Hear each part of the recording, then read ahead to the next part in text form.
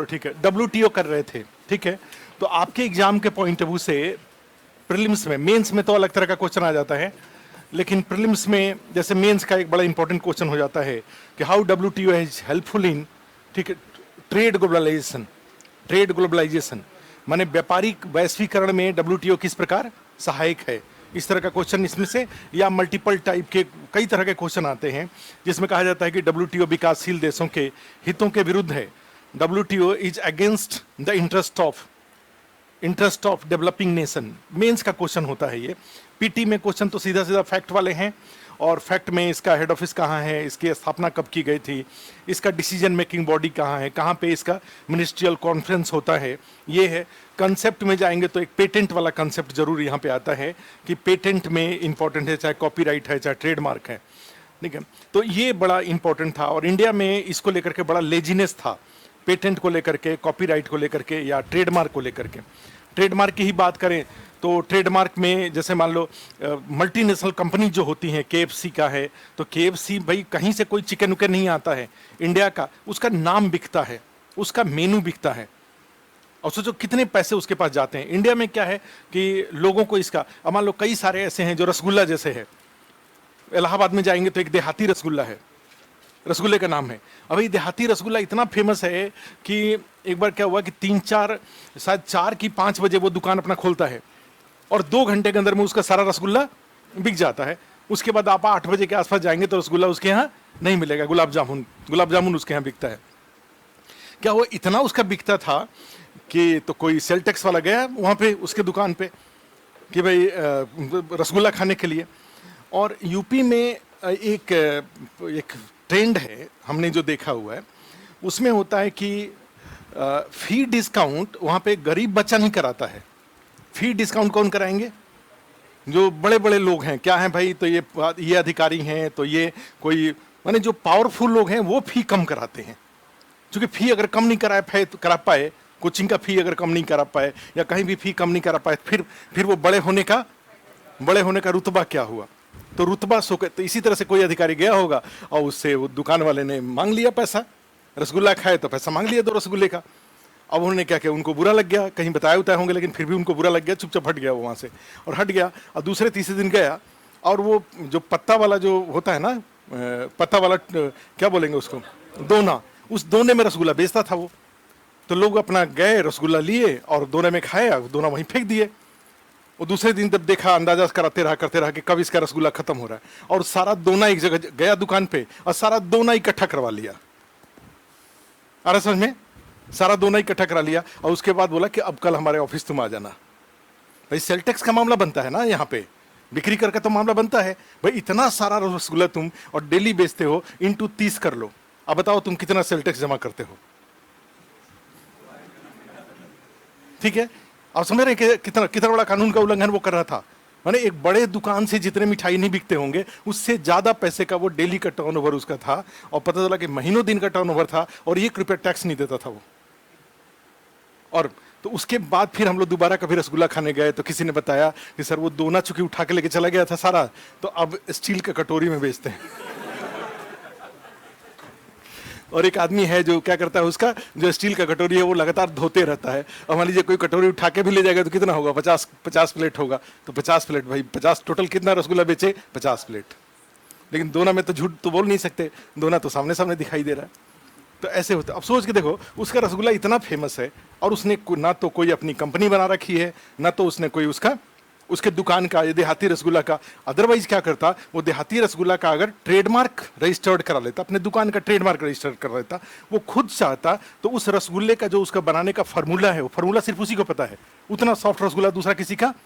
और वो क्या करता कि जब फ्रेंचाइजी बांटता वो, तो दूसरे दुकान वाले को, तीसरे इलाहाबाद में ही खुद ही चाहता, तो कम से कम वो 10 इस तरह के आउटलेट खोल सकता था, और जहां उसको कुछ देने की जरूरत नहीं थी, ना तो उसको पूंजी लगाना है, ना तो उसको कोई रसगुल्ले का कोई सामान देना है, केवल अपना क्या देना है, वो फार्मूला और अपना नाम देना है। और सोच के देखो, उतने से उसको, और फिर वो देहाती रसगुल्ला पता चला कि देखते देखते पूरे देश में, अगर थोड़ा भी इंटरप्रेन्योरशिप होता तो पूरे देश में उसका केवल नाम और फार्मूला बिकता, और उसके पास कितने पैसे की बारिश होती। और ये तो एक एग्जाम्पल दे रहा हूँ, कई सारे लोगों ने देहात जो छोटे छोटे शहरों में, पटना में भी होगा, पटना स्टेशन के पास ही शायद कोई लिट्टी चोखा का कोई दुकान है, लोग बताते हैं। तो ऐसे ऐसे दुकान है, तो वो अगर अपने नाम का और अपना मेनू अगर ये दो चीज कर ले और उसका रजिस्ट्रेशन करा ले, तो जितना वो अपने दुकान से पैसा नहीं कमाता है, उससे 1000 गुना ज्यादा पैसे वो नाम और फॉर्मूला उपलब्ध करा के पैसा कमा सकता है। मैकडोनल्ड के दुकान से कुछ भी अमेरिका से नहीं आता है, सब कुछ यहीं का होता है। उसका क्या चीज अमेरिका से आता है? नाम और मेनू आता है, लिस्ट आता है। अब जाकर के इंडिया में मान लीजिए ईंट भट्टा ही है, तो कई लोगों का नहीं होता है उसका ईंट बड़ा अच्छा होता है, तो सोचो उसने इतनी सिंसियरिटी से ईंट भट्टा बनाया, पूंजी लगाया, इतने मेहनत से अच्छा क्वालिटी का ईंट बनाया, पकाया उसको ठीक से, लोग उसको लेके गए। तो मान लो 4 ईंट भट्टे हैं, तो उसमें सब लोगों को पता है कि उस ईंट भट्टे का ईंट अच्छा होता है। भाई आप नाम तो उस पर लिखते ही हैं ईंट के ऊपर, तो ईंट भट्टे के ऊपर जो नाम लिखा हुआ है, आप उसका ट्रेडमार्क रजिस्ट्रेशन करा लीजिए, बैंक खाता खोल लीजिए, ये सब कुछ करा करके अब क्या होगा, वो ईंट भट्टा ब्रांड अगर चाहेंगे तो पूरे बिहार में आप ईंट भट्टे का वो ब्रांड बेच सकते हैं। किसी को भी ईंट लेना होगा तो कौन सा होगा? लालू प्रसाद मॉडल ईंट, लालू जी मॉडल ईंट नहीं हो सकता है कि नहीं हो सकता है? तो जैसे लालू जी का एक ब्रांड नेम है, उसी तरह से कई एक बार कहीं कोई फंक्शन हो रहा था, कोई इस तरह कवि वगैरह सम्मेलन था, तो लालू जी ने बजाते कहा ये राजू श्रीवास्तव वगैरह को कि देखो जितने ये हैं, ये जो कौन उसको क्या बोलते हैं, स्टैंड अप कॉमेडियन है, ये सब स्टैंड अप कॉमेडियन से मुझे रॉयल्टी मिलना चाहिए। मेरा नाम ले लेकर के जितना इन लोगों ने पैसा कमाया है, ठीक है, उससे अगर मान लो 10% भी मुझे मिल गया होता तो मैं लालू जी अमीर हो गए होते, नहीं अमीर हो जाते। कितने सारे शो में लालू जी को सामने बिठा करके और राजू श्रीवास्तव उनका मिमिक्री करता है, ठीक है। और कई बार एक बात बता दूं, तो ऐसा नहीं है कि ये इंसल्ट है, इंसल्ट नहीं होता है। कई बार देखते होंगे न्यूज़पेपर का सबसे जो इंपॉर्टेंट जो इंफॉर्मेशन होता है वो होता है कार्टून, और बजाते जो चीफ एडिटर होते थे उनको फोन जाता था कि कई दिनों से मेरा कोई कार्टून उस पर नहीं छपा है, लालू जी का वो कान पर बाल निकाला हुआ कार्टून। तो भाई अब पूरे पेपर जितने लोग, लाख लोग उस पेपर को पढ़ेंगे, लालू जी वाला वो कार्टून देखेंगे।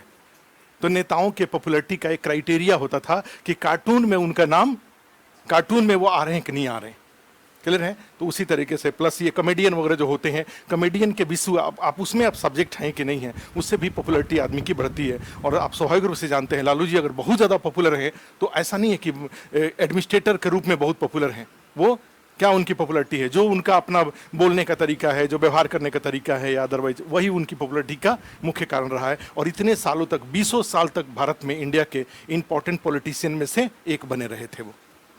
अगर बहुत सिंसियरिटी से लिया जाता तो उस तरह की उतनी पॉपुलैरिटी लालू जी को नहीं मिलती जितनी पॉपुलैरिटी उनको मिली।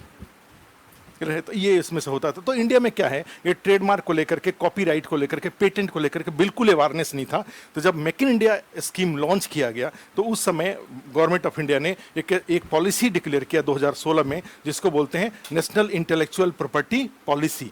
और उसमें फिर आज के डेट में ये लोगों में, स्कूलों में जाकर के पेटेंट का इंपॉर्टेंस, कॉपीराइट का इंपॉर्टेंस, ट्रेडमार्क के इंपॉर्टेंस के बारे में बच्चों को अवेयर किया जा रहा है। आज के डेट में इसका रजिस्ट्रेशन जो प्रोसेस है, रजिस्ट्रेशन प्रोसेस भी बिल्कुल सिंप्लीफाई किया जा चुका है। थोड़े दिन के अंदर में ही आप अप्लाई करिए, जो पेमेंट वगैरह है जमा करिए, अगर कोई उस पर काउंटर क्लेम है तो वो उसका इन्फॉर्मेशन आपके पास आ जाएगा कि आपके नाम जो ट्रेडमार्क मांग रहे हैं उस पर ये इन लोगों ने क्लेम, आपको ये अगर आपके पास प्रूफ है तो प्रूफ भेजिए और उसके बाद आपको ट्रेडमार्क रजिस्ट्रेशन दे देंगे वो, क्लियर है। तो अब इंडिया में ये प्रोसेस बिल्कुल सिंप्लीफाइड हो चुका है, क्योंकि ये बहुत इंपॉर्टेंट आने वाले दिनों में जो डायरेक्ट बिजनेस है उससे मल्टीपल टाइम्स ज़्यादा ये पेटेंट से, कॉपीराइट से या ट्रेडमार्क से लाभ होता है।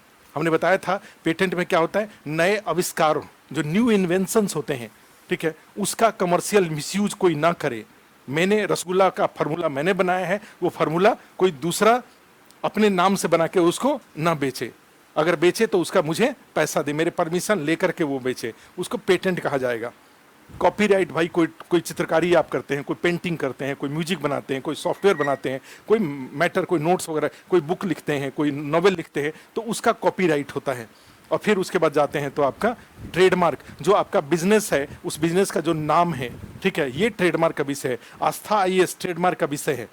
इसके अलावा जाएंगे, इसके जो नोट्स वगैरह हैं वो कॉपीराइट के विषय हो जाएंगे, क्लियर है। और मेरा जो पढ़ाने का तरीका है वो क्या है, वो पेटेंट का विषय है, प्रोसेस पेटेंट है, जिसको कोई कॉपी कोई कॉपी नहीं कर सकता। अभी ये पेटेंट में वैसे आया नहीं है, पढ़ाने का तरीका पेटेंट में अभी नहीं आया है। ये ट्रेडमार्क का ही भाग है। ये ट्रेडमार्क आपका जो मेनू जो होता है, जैसे कोई चीज आप बर्गर बना रहे हैं तो बर्गर बनाने का जो तरीका है वो आपके ट्रेडमार्क का भाग है, वो उसका जीआई टैग भी होता है, ज्योग्राफिकल इंडिकेटर्स होता है। बिहार के कई उत्पादों को जीआई टैग मिला है उस नाम से, अलीगढ़ का ताला। अब अलीगढ़ के ताले के नाम से कहीं भी आप, पता चला कि जयपुर में ताला बनाइए, फैक्ट्री लगाइए, आप अलीगढ़ ताला के नाम से आप उसका नहीं बेच सकते हैं। अलीगढ़ ताला क्या होगा, बासमती नाम से चावल, सिर्फ और सिर्फ जो ये तराई, हिमालय के जो तराई वाले बेल्ट हैं, यहीं के चावल को बासमती नाम से आप बेच सकते हैं। अब बोला कि कावेरी बेसिन में या महानदी बेसिन में आप चावल को कभी बासमती के नाम से आप नहीं बेच सकते हैं।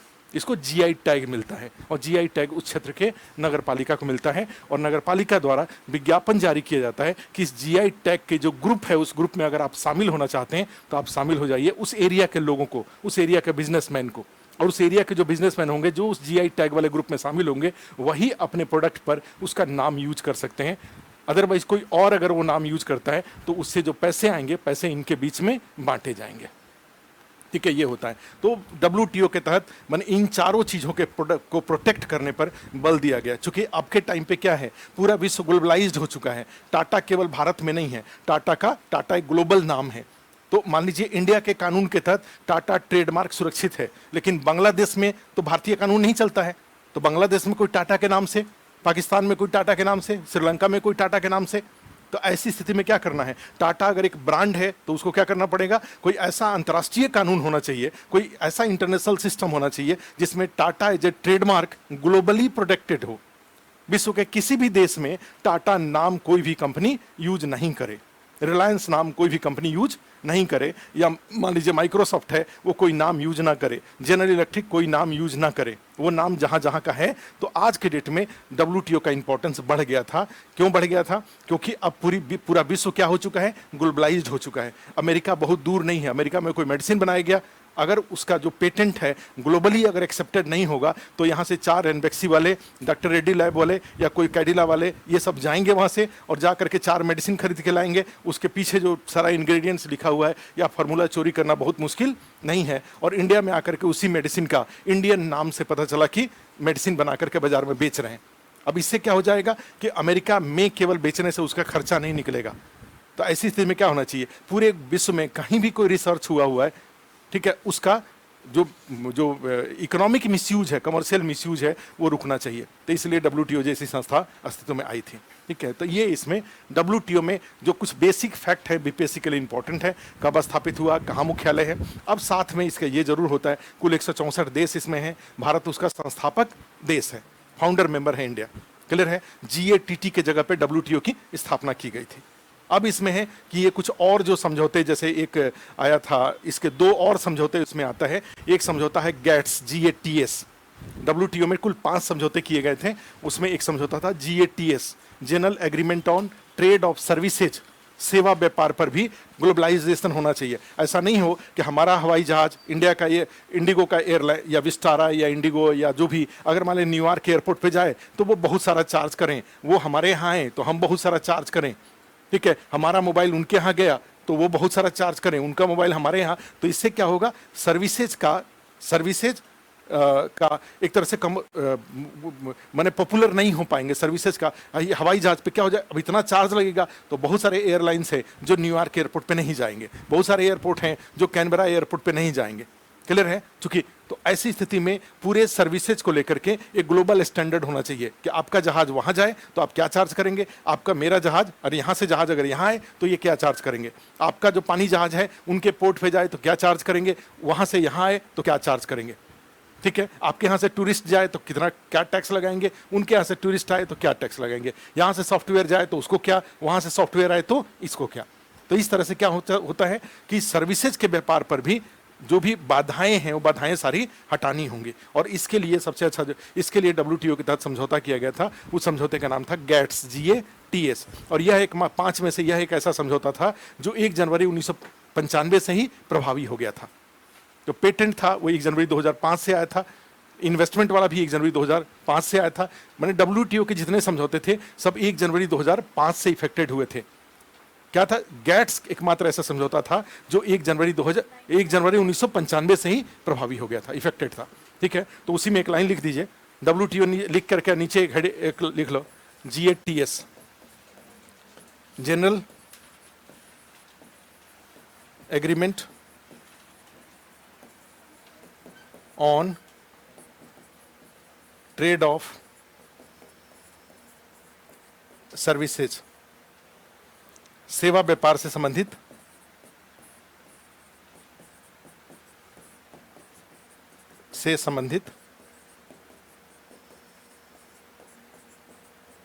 सामान्य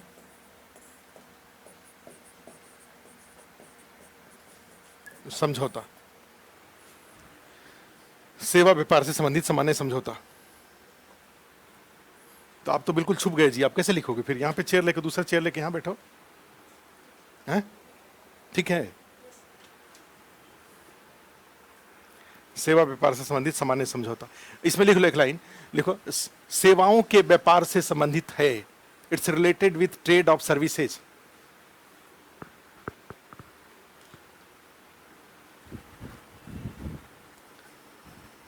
एग्जाम्पल, सेवाओं के व्यापार से संबंधित है, it's related with trade off services. Example, software, अन्य व्यवसायिक सेवाएं, other commercial services,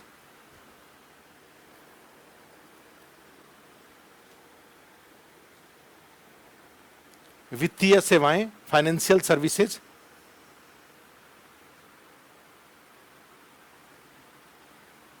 dot dot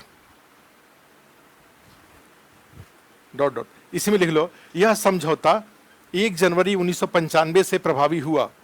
this agreement was effective since 1 जनवरी 1995। यह समझौता 1 जनवरी 1995 से प्रभावी हुआ। ध्यान रखिएगा, ये बड़ा इंपॉर्टेंट है।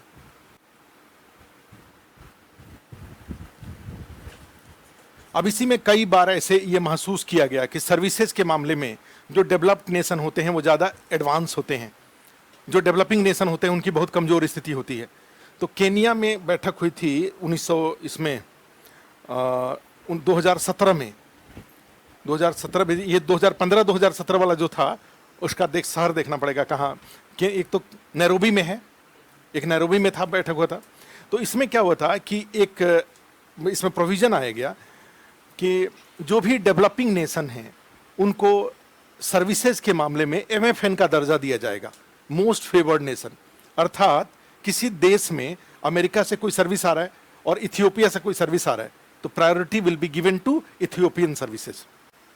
माने विकासशील देशों से कोई अगर सर्विस आ रहा है तो उसको प्राथमिकता देंगे विकसित देशों से आने वाले सर्विसेज की तुलना में। और इसको it will be not considered as discriminatory under WTO provision. इसको WTO प्रावधानों के तहत भेदकारी नहीं माना जाएगा। और इसका सिंपल सा उद्देश्य यही था कि डेवलपिंग नेशन के जो सर्विसेज हैं उसको बढ़ावा दिया जाए। क्लियर है? ये इसमें से था। एक और लास्ट में लिख दीजिए, देखो WTO के तहत अंतिम समझौता, last agreement with WTO, last agreement with WTO के तहत अंतिम समझौता, last agreement with WTO is related with agriculture, is related with agriculture, कृषि से संबंधित है। WTO के तहत अंतिम समझौता कृषि से संबंधित है। अब देखो, एक्चुअली कृषि से संबंधित जो WTO का समझौता है उसका मुख्य विषय है एग्रीकल्चरल सब्सिडी, कृषि सब्सिडी। और WTO के तहत जो सब्सिडी है उस सब्सिडी को एक लाइन लिख लो, सब्सिडीज अंडर, अच्छा agriculture subsidy under WTO, WTO के तहत कृषि से संबंधित सब्सिडी, कृषि से संबंधित सब्सिडी, WTO के तहत कृषि से संबंधित सब्सिडी। ठीक है, तो कृषि में आप जानते हैं कि प्री हार्वेस्ट है, हार्वेस्ट है और पोस्ट हार्वेस्ट है। कृषि से संबंधित क्रियाओं को 3 भागों में बांटा जाता है। कौन कौन से? खेती से पहले, खेती और खेती के बाद, माने खेत तैयार करना, सिंचाई का इंफ्रास्ट्रक्चर डेवलप करना, स्टोरेज, अच्छा सिंचाई से संबंधित सॉइल हेल्थ कार्ड, मृदा स्वास्थ्य कार्ड जो है, मिट्टी का भी परीक्षण किया जाना चाहिए। उसको परीक्षण करके फिर वो उसमें जो फर्टिलाइजर यूज करना है वो फर्टिलाइजर यूज करिए। क्लियर है? क्योंकि अगर मिट्टी का टेस्ट नहीं करेंगे तो थोड़े दिन में मिट्टी कोलैप्स कर जाएगा, एक्सपेंडिचर भी ज़्यादा होगा। जैसे मान लो हमने एक मुट्ठी मिट्टी कहीं से लिया और किसान केंद्र है, कृषि विकास केंद्र है, हर जिले में है, प्लस तो उसमें क्या हुआ, उसका टेस्ट किया तो टेस्ट करने से पता चला कि मिट्टी में भी 2 तरह के पोषक तत्व होते हैं। There are 2 type of nutrients in soil also. भाई ह्यूमन के लिए भी 2 तरह के पोषक तत्व होते हैं, पशुओं के लिए भी 2 तरह के पोषक तत्व होते हैं, और मिट्टी का भी 2 तरह का पोषक तत्व होता है, न्यूट्रिएंट्स जिसको बोलते हैं।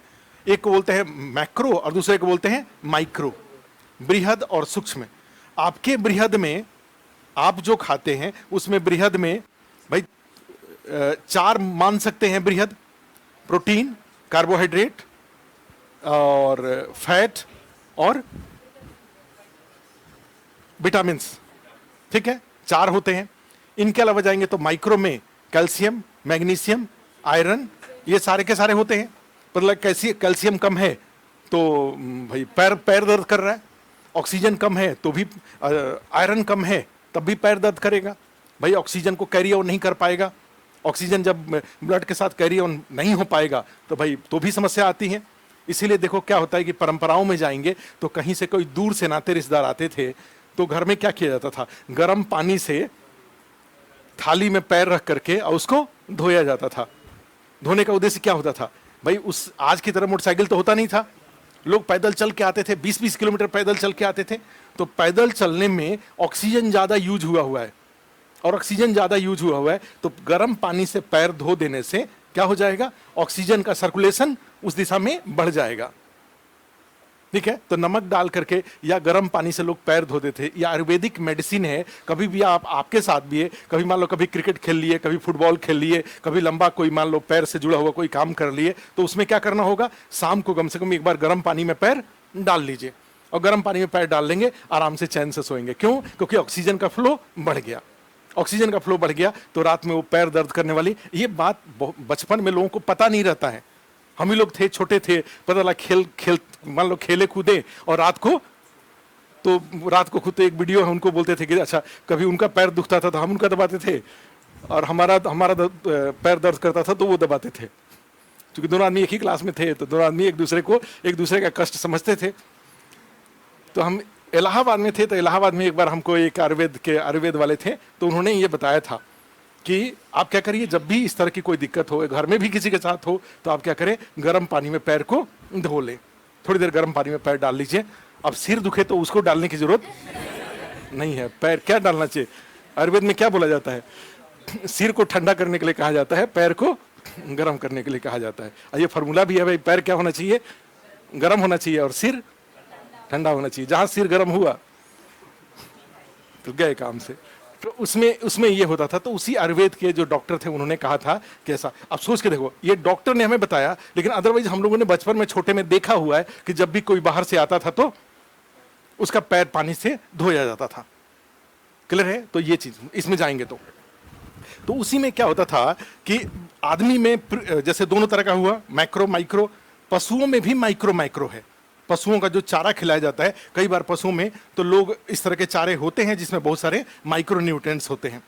अब जाकर के पशुओं का भी हेल्थ कार्ड बन रहा है। भाई एक पशु 60,000 का है, और 60,000 उसमें पता चला कई तरह की बीमारियां हैं, वो बोल नहीं पा रहा है, और आपको जो पशुपालक है उसको पता भी नहीं है, तो उसका भी एक ब्लड लेकर के उसको भी टेस्ट कर ले, पता चल जाएगा कि उसके अंदर में कौन सी कमी है, और तब जाकर के उसको वो जो अगर कंपेंसेट कर देते हैं तब जो उसका दूध होगा वो दूध की क्वालिटी बेटर होगी। क्लियर है? अब आता है मिट्टी के ऊपर। तो मिट्टी में भी, और मिट्टी के जैसे परीक्षण करने में जो बड़े पैमाने पे देश में मिट्टी का परीक्षण किया जा रहा है, ऐसा नहीं है कि ये कैपिटल इंटेंसिव है, इससे खर्चा बढ़ता नहीं है, इससे खर्चा और क्या हो जाता है, ये इनपुट कॉस्ट को घटाने में सहायक है। अगर आपके यहाँ खेत का मिट्टी लेकर के उसकी जांच की गई और पाया गया कि उसमें नाइट्रोजन मोर देन सफिशिएंट है, मिट्टी में जितना नाइट्रोजन होना चाहिए उससे ज्यादा नाइट्रोजन उसमें है, तो इसका मतलब क्या हुआ कि आपको यूरिया डालने की आवश्यकता नहीं है। अगर आपको लगता है कि पोटास उसमें मोर देन सफिशिएंट है, तो आपको फिर पोटास डालने की जरूरत नहीं है। तो सोच के देखो, एक मुट्ठी मिट्टी का सॉइल परीक्षण कराने में हार्डली खर्चा होगा 10-20 रुपया, और पता चला कि इस टेस्ट से जो पता चला उस कारण से आपके 400-600 रुपया बच जाएंगे। तो एक किसान का 400-600 रुपया। तो soil health card is not increasing the cost of agriculture, it is reducing the input cost of farming. तो खेती का जो इनपुट कॉस्ट है उसको कम करने में सहायक है। एक बात ध्यान रखिएगा इसको। तो ये जा करके, तो अब इसी में हुआ कि प्री हार्वेस्ट, ये सारी प्री हार्वेस्ट एक्टिविटीज हुई।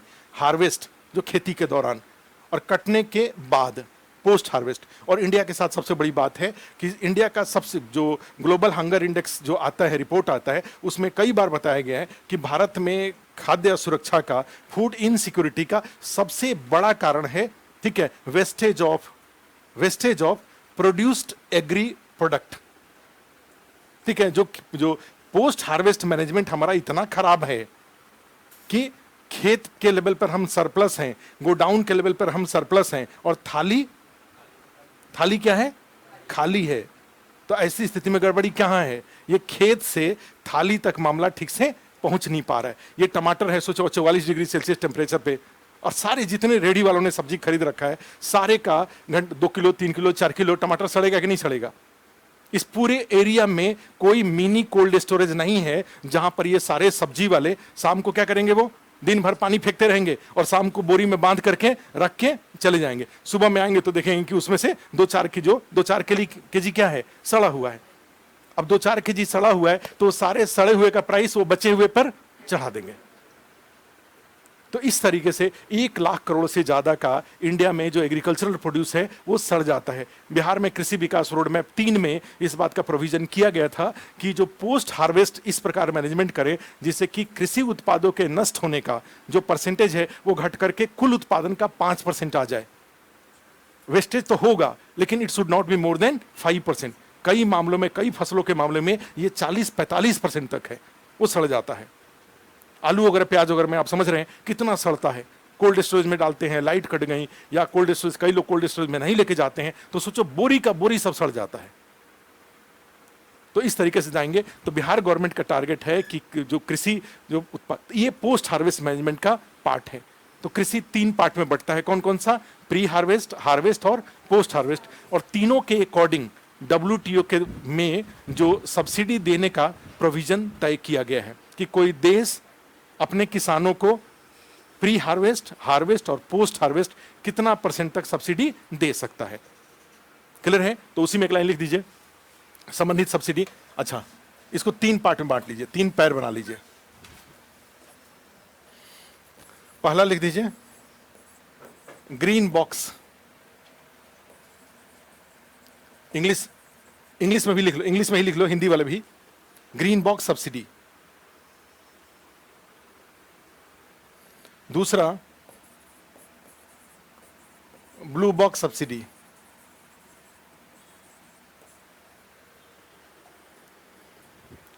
तीसरा एम्बर बॉक्स सब्सिडी।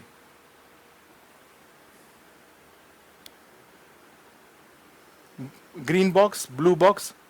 बस यहां पे फॉर्मूला एक ही है याद रखने का कि ग्रीन ग्रीन नहीं है। ग्रीन प्री हार्वेस्ट, हार्वेस्ट और पोस्ट हार्वेस्ट में ग्रीन वाला फेज कौन है? प्री हार्वेस्ट है, पोस्ट हार्वेस्ट है। किसके यहां गेहूं का फसल पकने के बाद ग्रीन हो जाता है? किसी के यहां हो जाता है क्या ग्रीन?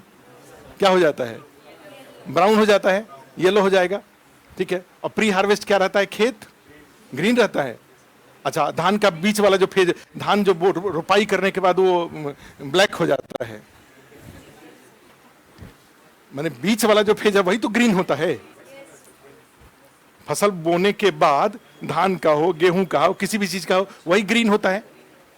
प्री भी ग्रीन नहीं होता है, पोस्ट भी ग्रीन नहीं होता है। तो इसका फॉर्मूला ये है कि ग्रीन नहीं होता है। ग्रीन क्या होता है? ब्लू होता है। ग्रीन सब्सिडी को ब्लू बॉक्स में रखा जाता है।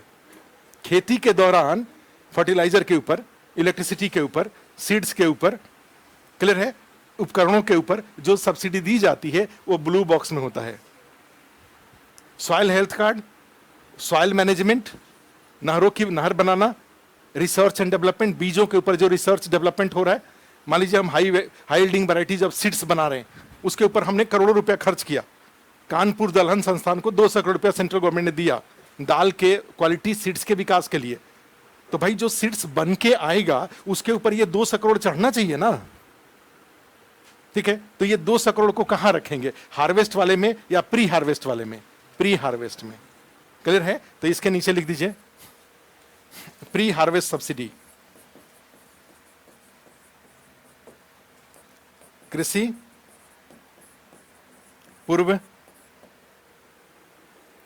पूर्व सब्सिडी।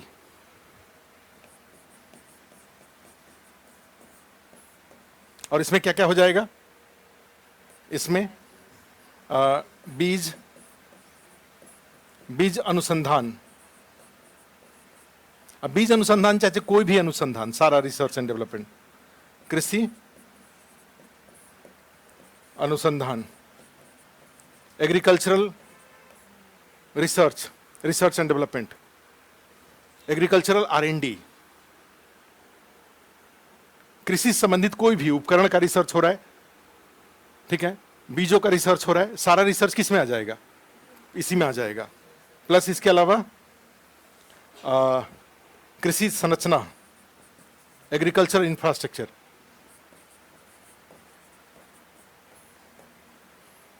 इसके अलावा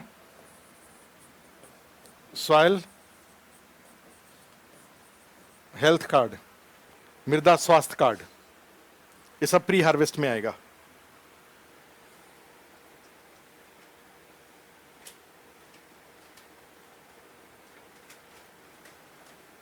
कृषि स्वास्थ्य कार्ड। ब्लू बॉक्स में क्या आ जाएगा? बीज, उर्वरक, सिंचाई, उपकरण, सीड्स, फर्टिलाइजर, इरिगेशन इक्विपमेंट्स,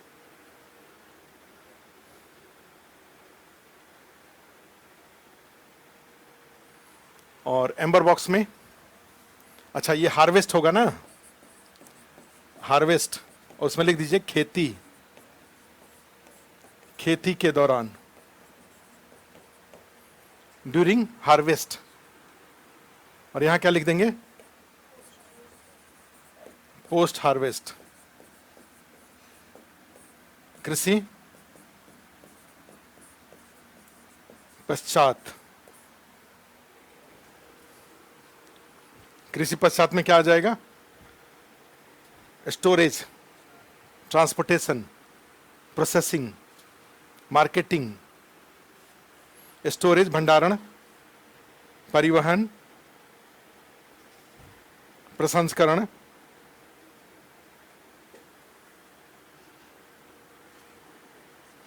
और मार्केटिंग, डिस्ट्रीब्यूशन, वितरण, ठीक है। अब देखो क्या होता है, जो WTO के अनुसार है कि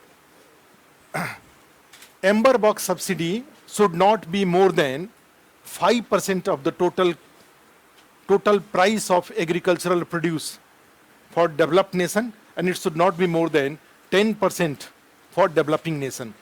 हमने क्या कहा कि 10 kg आलू उत्पादन हुआ, उस आलू के उत्पादन का इंटू 40 रुपए कर दीजिए, 400 रुपए हुआ। तो 400 का विकसित देशों द्वारा 5% से अधिक सब्सिडी नहीं दिया जा सकता, अर्थात 20 रुपए से ज्यादा, और विकासशील देशों द्वारा 10% से अधिक सब्सिडी नहीं दिया जा सकता। टोटल जो मूल्य है, जो प्रोड्यूस हुआ, उसका जो टोटल मूल्य है, उस मूल्य का 2 पार्ट हमने किया, उसको बोलते हैं एग्रीगेट मेजर ऑफ सपोर्ट। विकसित देश, for developed nation it should not be more than 5%, और for developing nation it should not be more than 10%। Disputed है ये पूरा, मेंस का एक अच्छा टॉपिक है, हम लोग उसमें करेंगे, लेकिन अदरवाइज ये प्रेजेंट सिचुएशन इसका यही है। इंडिया इससे, ये जो प्रोविजन है इससे इंडिया सहमत नहीं है, भारत ने इसका विरोध किया हुआ है। क्योंकि इंडिया का जो फूड सिक्योरिटी है वो फूड सिक्योरिटी, अब यहां गड़बड़ी देखो क्या हो जाता है। पिछले दिनों में बहुत सारे जो 3-4 नए कानून आए थे, उस सबके पीछे जब सरकार में आप जाते हैं, ठीक है, तो सरकार के कई सारे कंपल्सन होते हैं, देश के अंदर का, देश के बाहर का, और सड़क की राजनीति अलग होती है, देश चलाना एक अलग विषय हो जाता है। WTO में पहले से ही हुआ पड़ा है, गवर्नमेंट ऑफ इंडिया के पास जो ये एग्रीगेट मेजर ऑफ सपोर्ट है, वो अमेरिका 114 बिलियन US$ देता है अपने किसानों को, और उसका एग्रीगेट मेजर ऑफ सपोर्ट 5% से कम है, और इंडिया केवल 14 बिलियन US$ देता है, और उसका aggregate measure of support WTO के शर्तों से ज्यादा है।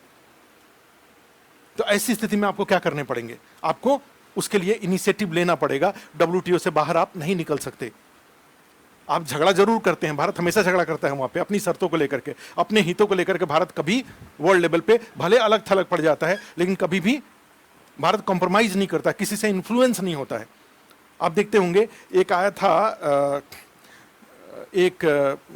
माने अभी 2000 बराक ओबामा के टाइम पे ही इंडिया ने वीटो कर दिया था। इंडिया ने वीटो किया, और वीटो के बाद फिर बराक ओबामा पूरे, चूंकि WTO में हमने बता रखा है कि WTO का जो डिसीजन होता है वो पूरे 164 का समर्थन चाहिए, एक भी देश अगर उससे सहमत नहीं होगा, और इंडिया ने उस पर वीटो कर दिया, ठीक है, वो रुक गया। तो फिर चूंकि इंडिया का सबसे बड़ा कंसर्न ये है कि भाई हमारे 140 करोड़ लोग हैं, 140 करोड़ लोगों को आप जो food security that should not be part of WTO procedure, खाद्य सुरक्षा को WTO प्रक्रियाओं से जोड़ा नहीं जा सकता, ये जीवन मरण का प्रश्न है, ठीक है। तो उसमें इंडिया ने इसका शुरू से ही विरोध किया हुआ है, और उसमें जाता है कि 5%, 10% का। तो अब पूछो कैसे? तो भारत अगर WTO से के जो कंडीशंस है उसको कंप्लाई कराना चाहता है, कंप्लायंसेज अगर सिक्योर करना चाहता है, तो क्या होगा भाई? अमेरिका 114 बिलियन US$ देता है, फिर भी उसका कम है। कैसे? वो क्या करेगा? मान लो ये वाला है प्री हार्वेस्ट, भाई दाल का हमने रिसर्च कराया, ICAR, Indian council for agriculture research, सारा रिसर्च करने के बाद दाल के जो बीज का प्राइस है, मान लीजिए 200 रुपये kg या 500 रुपये kg है, हाई यील्डिंग वैरायटी जब सीड्स है, तो इंडिया में क्या गड़बड़ी है? अमेरिका उसको मुफ्त में देगा अपने किसानों को। भाई रिसर्च एंड डेवलपमेंट वाला जो ये जो हाई यील्डिंग वैरायटी जब सीड्स होगा, उसको कोई पका के खाएगा नहीं, वो बीज है, तो बीज हमेशा किसके लिए? खेतों में ही यूज होगा। तो इंडिया में क्या होना चाहिए? जितने भी हाई यील्डिंग वैरायटी जब सीड्स हैं फलों के, सब्जियों को, वो तो ऐसे ही, जैसे आने वाले दिनों में क्या होगा, एक समय आएगा गांव में, ऑलरेडी सरकार ने उसको शुरू कर लिया है, जो आंगनबाड़ी की महिला है या कई सारे लोग हैं उनके, कि हर ग्राम पंचायत के लेवल पे, पहले हर जिले के लेवल पे, फिर हर ब्लॉक के लेवल पर PPP मॉडल पर, पब्लिक प्राइवेट पार्टनरशिप के मॉडल पर कृषि उपकरण बैंक बनाना। उस बैंक में क्या होगा? 10 ट्रैक्टर रखा हुआ है, 5 हार्वेस्टर रखा हुआ है। क्योंकि जैसे जैसे स्मॉल और मार्जिनल फार्मर्स की संख्या बढ़ती जाएंगी, वो ट्रैक्टर नहीं खरीद पाएंगे 7 लाख का, उसी तरह से हार्वेस्टर वो नहीं खरीद पाएंगे, और उनके खेत के लिए ये चीज जरूरी है। तो क्या होगा? ऐसे उपकरण बैंक रहेगा, आप जाइए वहां नाम लिखवाइए, ठीक है, और नाम लिखवा करके आप एक ट्रैक्टर वहां से ले जाइए, ले जाकर के खेती करा करके। तो आने वाले दिनों में तो ये हाल होगा कि ट्रैक्टर, पता चला कि गांव में, हर गांव में 2-5 ट्रैक्टर खरीद के ऐसे ही रखा हुआ है, जिसको ले जाना हो वो ले जाए, क्योंकि कम इस बात की गारंटी है कि कोई भी उस ट्रैक्टर को लेकर के अपने ससुराल नहीं जाएगा। जाएगा कोई ससुराल? वो जब भी ट्रैक्टर यूज होगा तो किस बात के लिए यूज होगा? खेत में ही यूज होगा, और खेत में यूज होगा तो ट्रैक्टर खरीद के छोड़ दीजिए। हार्वेस्टर लोग क्या करेंगे? हाँ, ये जरूर हो सकता है कि बिहार की ही आज खबर आया है कि 60 फीट लंबा कोई पुल ही चुरा के लेकर भाग गया। तो ऐसे देशद्रोहियों का तो कोई उपाय नहीं है, वो कबाड़ी को जाके बेच आएंगे सब। हमारे ट्रैक्टर खोल के रखा हुआ, उसको खोल के कबाड़ी को बेच देंगे। अब बताओ, तो लाख रुपए का फायदा नहीं होगा, 7 लाख का ट्रैक्टर गया, मन इस तरह से कर देंगे। लेकिन आने वाले दिनों में उस तरह से सोच के देखो, ये जो बीज है, तो अमेरिका क्या करता है कि सारे high yielding varieties of seeds, जिसका की ह्यूज कॉस्ट है, जो नॉर्मल दाल है उसकी तुलना में 5 गुना 7 गुना उसका कॉस्ट है, वो सब लोगों को फ्री में उपलब्ध कराता है। आज ही इंडिया में MSP को अगर घटाना चाहते हैं तो MSP आप जानते हैं, मिनिमम सपोर्ट प्राइस, भाई इनपुट कॉस्ट पर आधारित होता है। खेती की जो लागत है उसी के आधार पर तो MSP तय होता है। तो आप क्या करेंगे, खेती की लागत को ही क्यों नहीं बिल्कुल नेग्लिजिबल बना देते हैं। अब खेती की लागत को कैसे नेग्लिजिबल बना सकते हैं भाई, आप बीज मुफ्त का उपलब्ध करा दीजिए किसानों को, उपकरण मुफ्त का उपलब्ध करा दीजिए, रोजगार देना, बड़े बड़े सब हीरो बन रहे हैं। मनरेगा में क्या करिए कि मनरेगा में रोजगार दीजिए लोगों के खेतों पर। भाई जितने मुखिया जी के यहाँ से पता चला कि किसी गांव से 10 लोगों का जॉब कार्ड बना हुआ है, उसमें 7 लोग मुखिया जी के परिवार वाले हैं और 3 जेन्युइन हैं, 3 जेन्युइन मजदूर हैं, और वो तीनों मजदूर इन 7 लोगों के बिहाफ पर काम करते हैं। और जब पैसा आता है 10 लोगों का, तो मुखिया जी क्या करते हैं, उन तीनों ने जो कि जेन्युइनली काम किया है उसको भी पूरा पैसा जितना उनका बनता है उतना नहीं देते हैं। जॉब कार्ड में क्या है, मुखिया जी की बहू, मुखिया जी की बेटी, मुखिया जी का ये, मुखिया जी का वो। अब सब क्या होगा, सारे डीएम के पास रजिस्टर बना हुआ है, किस गांव में कितने लोग मनरेगा में रजिस्टर्ड हैं जो जो रोजगार मांग रहे हैं। वहां पे ऑप्शन आ जाए कि किसी को भी अपने खेत के लिए मजदूर चाहिए तो वो मनरेगा वाला, और पता चला कि गांव में से हमारे जैसा कोई आदमी हो, आपके जैसा कोई आदमी हो, जाकर के मुखिया जी से कि मुखिया जी अब भेजिए हमारे यहां धान। तो आने वाले दिनों में क्या करना पड़ेगा भाई, मनरेगा अगर कानून के रूप में रहेगा, लोगों को रोजगार देना है, तो आप कहां रोजगार देंगे। गांव में रोजगार देने का कोई जगह ऐसा सच बचा नहीं है मनरेगा में। तो सबसे अच्छा तरीका क्या है कि भाई मनरेगा का जो पुल है उस पुल को खेतों से जोड़ दीजिए। मन करे तो 50% उनसे पैसा ले लीजिए, 50% सरकार सब्सिडी दे दे। तो खेत में क्या हो गया, मुफ्त का मजदूर, मुफ्त का बीज, मुफ्त की सिंचाई, मुफ्त का उपकरण दे दीजिए। अपने आप ही इनपुट कॉस्ट कम हो जाएगा और एमएसपी जो बढ़ के 20 रुपया होता है वो घट के 3-4 रुपया हो जाएगा। और 3-4 रुपया जब हो जाएगा और उस पर जो आप अनाज खरीदेंगे, एफसीआई द्वारा अनाज खरीदा जाएगा बांटने के लिए, पीडीएस के तहत बांटने के लिए, तो उससे डब्ल्यूटीओ का जो कंप्लायंसेज है, कंप्लायंसेज भी कैरी ऑन हो जाएगा, लागू हो जाएगा। तो इंडिया के, अमेरिका वगैरह क्या करते हैं, वो सारा का सारा उनका जो सब्सिडी है वो ग्रीन बॉक्स है और ब्लू बॉक्स है। क्लियर है, वो सिंचाई बीज मुफ्त का देंगे, सिंचाई मुफ्त का देंगे। इंडिया का सारा जो मेजॉरिटी ऑफ है वो ये वाला है। ठीक है, यहां पे डब्ल्यूटीओ के कंडीशंस के अकॉर्डिंग, वर्ल्ड रेफरेंस प्राइस के अकॉर्डिंग जो एमएसपी होना चाहिए वो 4 रुपया होना चाहिए, और इंडिया का जो एमएसपी है वो 20 रुपया है। तो स्वाभाविक रूप से सीधे सीधे क्या हो गया, पर केजी कितना हो गया, 16 रुपया। और 8 करोड़ टन अनाज खरीदेंगे, इनटू मल्टीप्लाई करेंगे तो पता चला कि टोटल का ये जो आपने दे रखा है वो सब्सिडी डब्ल्यूटीओ के शर्तों से ज्यादा हो जाएगा। ठीक है, 8 करोड़ खरीदिए, इससे कोई रोक नहीं है। बस करना क्या होगा, ये जो एमएसपी पर जो खरीद रहे हैं, एमएसपी को ही एकदम घटा के 1/4 नीचे कर दीजिए। और 1/4 नीचे कब होगा, जब आप सारे जो बीज है मुफ्त में दे दीजिए, ये सारी चीज मुफ्त में दे दीजिए। अमेरिका सब मुफ्त में देता है, और इस कारण से ही अब इंडिया में क्या है, सारा मार्केट 80 रुपया 100 रुपये में बीज मिलेगा।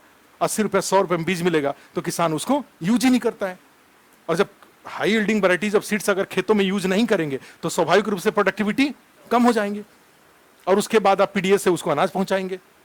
इससे अच्छा क्या है, पीडीएस अनाज भले मत पहुंचाइए, आप उसको क्या करिए, मुफ्त का बीज ये कंपलसरी बना दीजिए कि कोई भी किसान, छोटा हो, स्मॉल हो, मार्जिनल हो, कोई भी किसान जो ट्रेडिशनल सीड्स है उसको खेतों में उपयोग नहीं करेगा।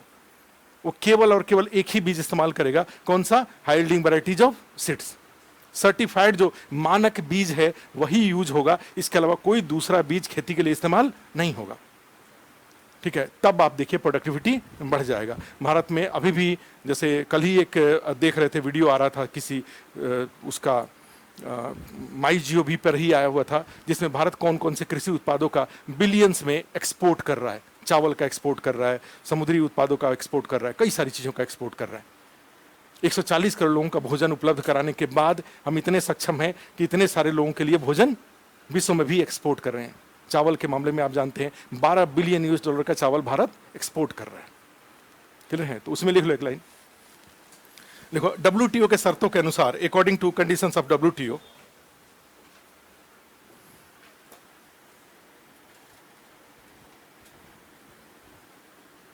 शर्तों के अनुसार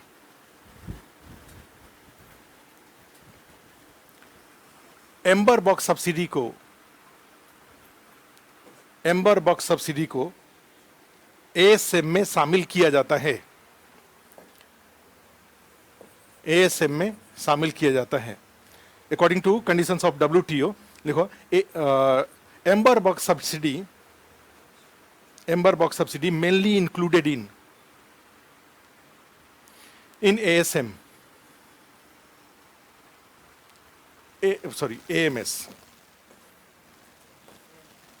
AMS में शामिल किया जाता है। ठीक है, देखो विकसित देशों के लिए यह सीमा, the limit of AMS for developed nation is 5%। विकसित देशों के लिए यह सीमा 5% है।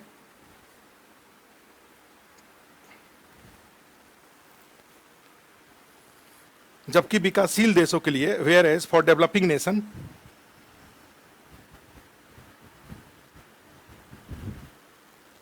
विकासशील देशों के लिए यह सीमा 10% की है।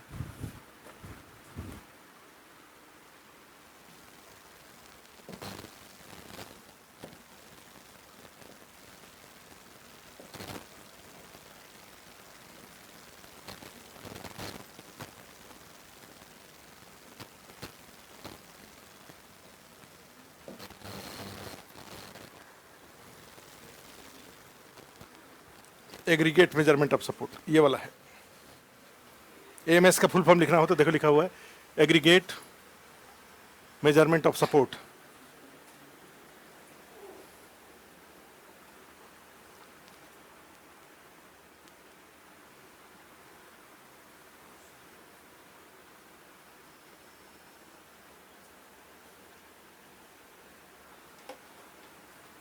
ठीक है, अब देखो यहीं पे WTO में दो टर्मिनोलॉजी और बराबर यूज होता है, एक है डंपिंग और दूसरा होता है एंटी डंपिंग।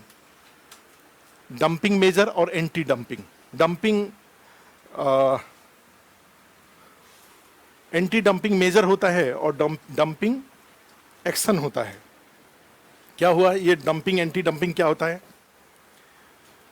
एक्चुअली क्या होता है, जैसे मान लो इंडिया है और यहां पे चाइना है, तो जैसे चाइना में स्टील का उत्पादन होता है बड़े पैमाने पे, तो वो क्या करेंगे, इंडिया में भी स्टील है, यहाँ पे स्टील का प्रोडक्शन यहाँ भी हो रहा है, स्टील का प्रोडक्शन चाइना में भी हो रहा है। तो चाइना में अगर स्टील का प्राइस मान लो 1 मिनट के लिए रुपए में देखें तो 2200 रुपये टन है, और 2200 रुपये टन में चाइना अपने यहाँ स्टील बेचता है, मलेशिया में बेचता है, इंडोनेशिया में बेचता है, सब जगह बेचता है। लेकिन इंडिया में क्या करता है वो कि इंटेंशनली उसको वो ये 2200 के बदले यहां पर आकर के 1600 रुपए में बेचता है। ठीक है, और इंडिया का टाटा का जो स्टील है यहां पर पता चला कि वो 2300 रुपए का है या 2200 रुपए का है। तो आपको नहीं लगता कि इस तरह से अनहेल्दी प्राइस कंपटीशन क्रिएट करके Chinese steel will forced out Indian steel from Indian market? ठीक है, तो इस तरह का अगर कोई एक्शन होता है तो उसको बोलते हैं price dumping, dumping on price level.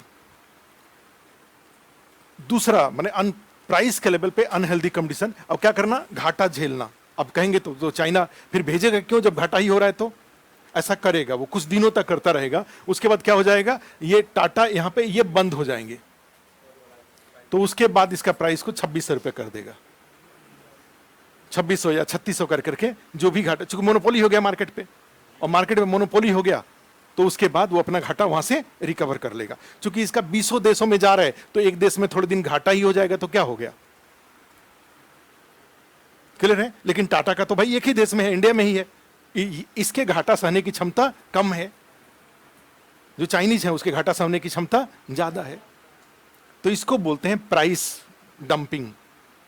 एक दूसरा इसमें तरीका यह होगा कि जैसे मान लो आलू इंडिया में, अगर जनवरी में आलू आता है मार्केट में, ठीक है, जनवरी में जब आलू भारत में आ रहा है तो उस टाइम पे चारों तरफ इंडिया का ही सप्लाई रहेगा। उस टाइम पे बाहर से 100 मान लो 100 केजी आलू बाहर से है और इस लेवल पे आ रहा है, तो पता चला कि 20 रुपए का प्राइस चल रहा है, इतने पे किसान को उसका पैसा निकल जाता है। 100 केजी आलू आया और 20 रुपए केजी का रेट बना, इंडिया का जो फार्मर है वो भी खुश है, उसका पैसा निकल जाएगा। लेकिन इस जनवरी महीने में ही पता चला कि यहां पर 200 केजी का बाहर से डंप कर दिया गया सप्लाई। तो जो मार्केट की क्षमता 100 केजी की थी, उस मार्केट में कितना आलू हो गया? 300 केजी। तो स्वाभाविक रूप से ये 300 केजी के कारण इसका प्राइस घट करके 10-12 रुपए हो जाएगा। और जब 10-12 रुपए हो जाएगा तो इंडिया के जो आलू उत्पादक है उसको आलू का प्राइस नहीं मिलेगा, उसको लॉस हो जाएगा। एक सीजन 2 सीजन ऐसा हुआ, उसके बाद से वो आलू की खेती करना छोड़ देगा। आप सुनते होंगे कि पंजाब में कई बार सड़कों पे लोग आलू, टमाटर, आलू इस तरीके से फेंक देते हैं। तो WTO के शर्त के अनुसार है कि अगर ये क्वांटिटेटिव डंपिंग हो रही है या प्राइस डंपिंग हो रहा है, उसके खिलाफ जो देश प्रभावित हो रहा है वो एंटी डंपिंग कार्रवाई कर सकता है। और एंटी डंपिंग कार्रवाई 2 तरीके का होता है। एक क्वांटिटेटिव रेस्ट्रिक्शंस, भाई आप भेज सकते हैं लेकिन 10 केजी से ज्यादा नहीं। और दूसरा, ये जांच की गई कि अपने यहां 2200 में और यहां पे 1600 में, तो भारत जैसे देश इस 1600 के ऊपर पता चला कि जितने का डंपिंग कर रहे हैं 600-700 रुपए का, उतना इसके ऊपर टैक्स लगा देंगे। और टैक्स लगा करके वो जो प्राइस के लेवल पे डंपिंग हो रहा था उस डंपिंग को काउंटर कर देंगे। और ये दोनों बातें WTO के तहत मान्य हैं। भारत द्वारा बड़े पैमाने पे चाइनीज गुड्स के against dumping action, anti dumping measure उठाया गया है। क्लियर है? तो उसमें लिखिए एक लाइन, देखो WTO के तहत, अंडर WTO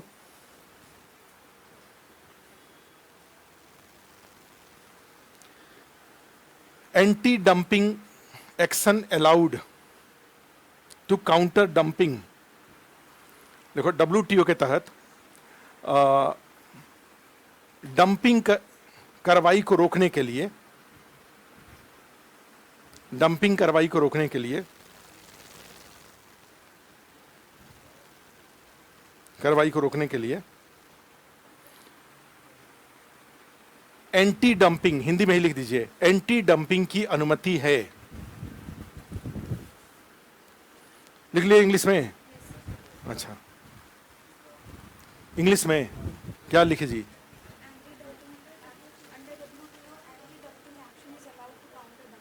हाँ, anti dumping action is allowed to counter dumping. ठीक है। और दोनों में होता क्या है? डंपिंग में लिख दीजिए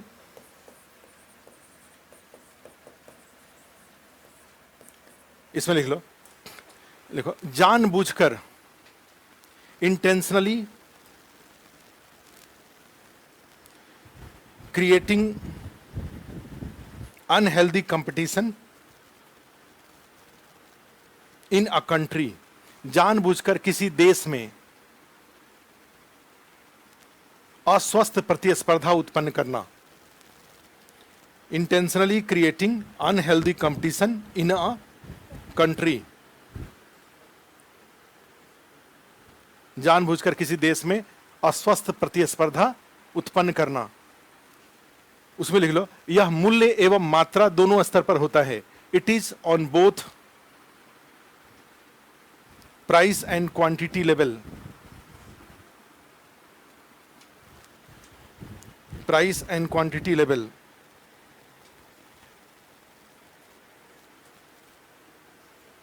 अच्छा, तो एक चीज है कि आप लोगों को जब मर्जी होता है तब आप लोग छुट्टी ले लेते हैं, तो हम लोग भी तो जब मर्जी तब छुट्टी ले सकते हैं।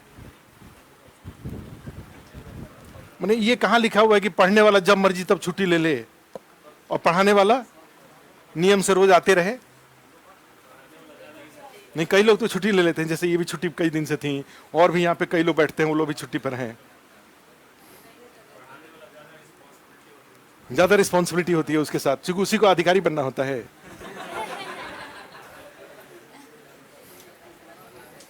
अच्छा, इसमें लिख लो, उसी में लिख लो, लिखो, anti dumping measure include, anti dumping measure use to counter dumping. Anti dumping कार्रवाई डंपिंग को रोकने के लिए उठाया जाता है। Anti dumping measure use to counter dumping और यह दो प्रकार का होता है, and it is two types. यह दो प्रकार का होता है। फर्स्ट लिख लो, क्वांटिटेटिव रेस्ट्रिक्शंस ऑन इंपोर्ट, आयात पर मात्रात्मक प्रतिबंध। क्वांटिटेटिव रेस्ट्रिक्शंस ऑन इंपोर्ट, आयात पर मात्रात्मक प्रतिबंध। और दूसरा लिखो, उसको बोलते थे दो टैक्स बोलते थे पहले, लगता था, अब तो जीएसटी लगता है। उसको एक को बोलते थे सीवीडी और एक को बोलते थे एसएडी। जैसे बाहर से जो स्टील आयात होके आया, तो कोई भी इंडिया में आप जानते हैं कि जो टैक्स लगता है, माने चाइना ने क्या किया, उसके यहाँ जो स्टील का उत्पादन था, मान लो वो 2000 रुपये का था, उसके ऊपर उसको अपना सेंट्रल गवर्नमेंट का 10% टैक्स लगाना था और स्टेट गवर्नमेंट का भी 10% टैक्स लगाना था। और ये दोनों जब इंडिया में आएगा तो इंडियन गवर्नमेंट यहां पे 10% का कस्टम ड्यूटी लगाएगी। भारत में कोई भी सामान आपको मिलता है, 1 जुलाई 2017 के पहले, जीएसटी जब आया उसके पहले, कोई भी सामान जो आपको मिलता था, साबुन हुआ, टूथपेस्ट हुआ, मोबाइल होता था, कुछ भी होता था, सब पे अभी भी पेट्रोल डीजल पे है। पेट्रोल डीजल पे एक कलाकारी देखते होंगे, पेट्रोल डीजल का प्राइस जरूर जब बढ़ता है तो कोई भी राज्य सरकार विरोध नहीं करती है, सारे पॉलिटिकल पार्टीज विरोध करते हैं, लेकिन राज्य सरकारों द्वारा कभी विरोध नहीं किया जाता है। क्यों राज्य सरकार द्वारा विरोध नहीं किया जाता है? क्योंकि जो पेट्रोल डीजल है उसमें मान लो 100 रुपये, अगर उसका मान लो 80 रुपये उस पेट्रोल का प्राइस है, ठीक है, तो उस पर सेंट्रल गवर्नमेंट का पता चला कि 20% एक्साइज ड्यूटी है, और कई राज्यों ने इसके ऊपर 80% एक्साइज अपना सेल टैक्स लगा रखा है, बिक्री कर लगा रखा है कई राज्यों ने। और उसमें भी गड़बड़ी क्या है, ये तो 80 सीधे उनको जाएगा, ठीक है, ये जो 20% है जो कि 16 रुपया है, इस 16 रुपये का भी 41% फिर राज्यों को जाएगा। फाइनेंस कमीशन के रिकमेंडेशन के अकॉर्डिंग जो सेंट्रल टैक्स एंड ड्यूटीज है उसका 41% राज्यों को जाता है, 1% रखा हुआ है जम्मू एंड कश्मीर के लिए, अदरवाइज ये 42% था। तो इसका 41% इस 16 रुपए का जो सेंट्रल गवर्नमेंट को प्राप्त हुआ, उसका 41% फिर राज्यों को जाएगा। अब सेंट्रल गवर्नमेंट के पास दो उपाय है, राज्य ज्यादा हीरो बन रहे हैं तो इसको घटा के 2% कर दें। तो अब यहां एक है कि एक तो सेंट्रल गवर्नमेंट, जो राज्य है, इस कारण से नाराज हो जाएंगे, और सेंट्रल गवर्नमेंट की रिस्पॉन्सिबिलिटी है कि राज्यों की फाइनेंशियल स्थिति अच्छी रहे। क्योंकि इंडिया में राज्यों की फाइनेंशियल स्थिति अगर कोलैप्स करेगा तो उस राज्य में बड़ी तरह की समस्याएं पैदा हो जाएंगी। भाई, राज्य के पास पैसे नहीं रहेंगे तो पुलिस वालों को सैलरी वो नहीं दे पाएंगे, पुलिस का मॉडर्नाइजेशन नहीं हो पाएगा, पुलिस की गाड़ियों को पेट्रोल डीजल नहीं मिलेगा, लॉ एंड ऑर्डर कैसे मेंटेन करेंगे वो? क्लियर है? तो राज्य के पास टीचर का सैलरी नहीं जाएगा, हॉस्पिटल का सैलरी नहीं जाएगा, हॉस्पिटल के डॉक्टर्स वगैरह का, ठीक है, पूरा जो सचिवालय है, कलेक्टेरिएट है, सारा। तो डेवलपमेंट की बात छोड़ दीजिए, पंचायत के माध्यम से जो डेवलपमेंट होना है, ठीक है,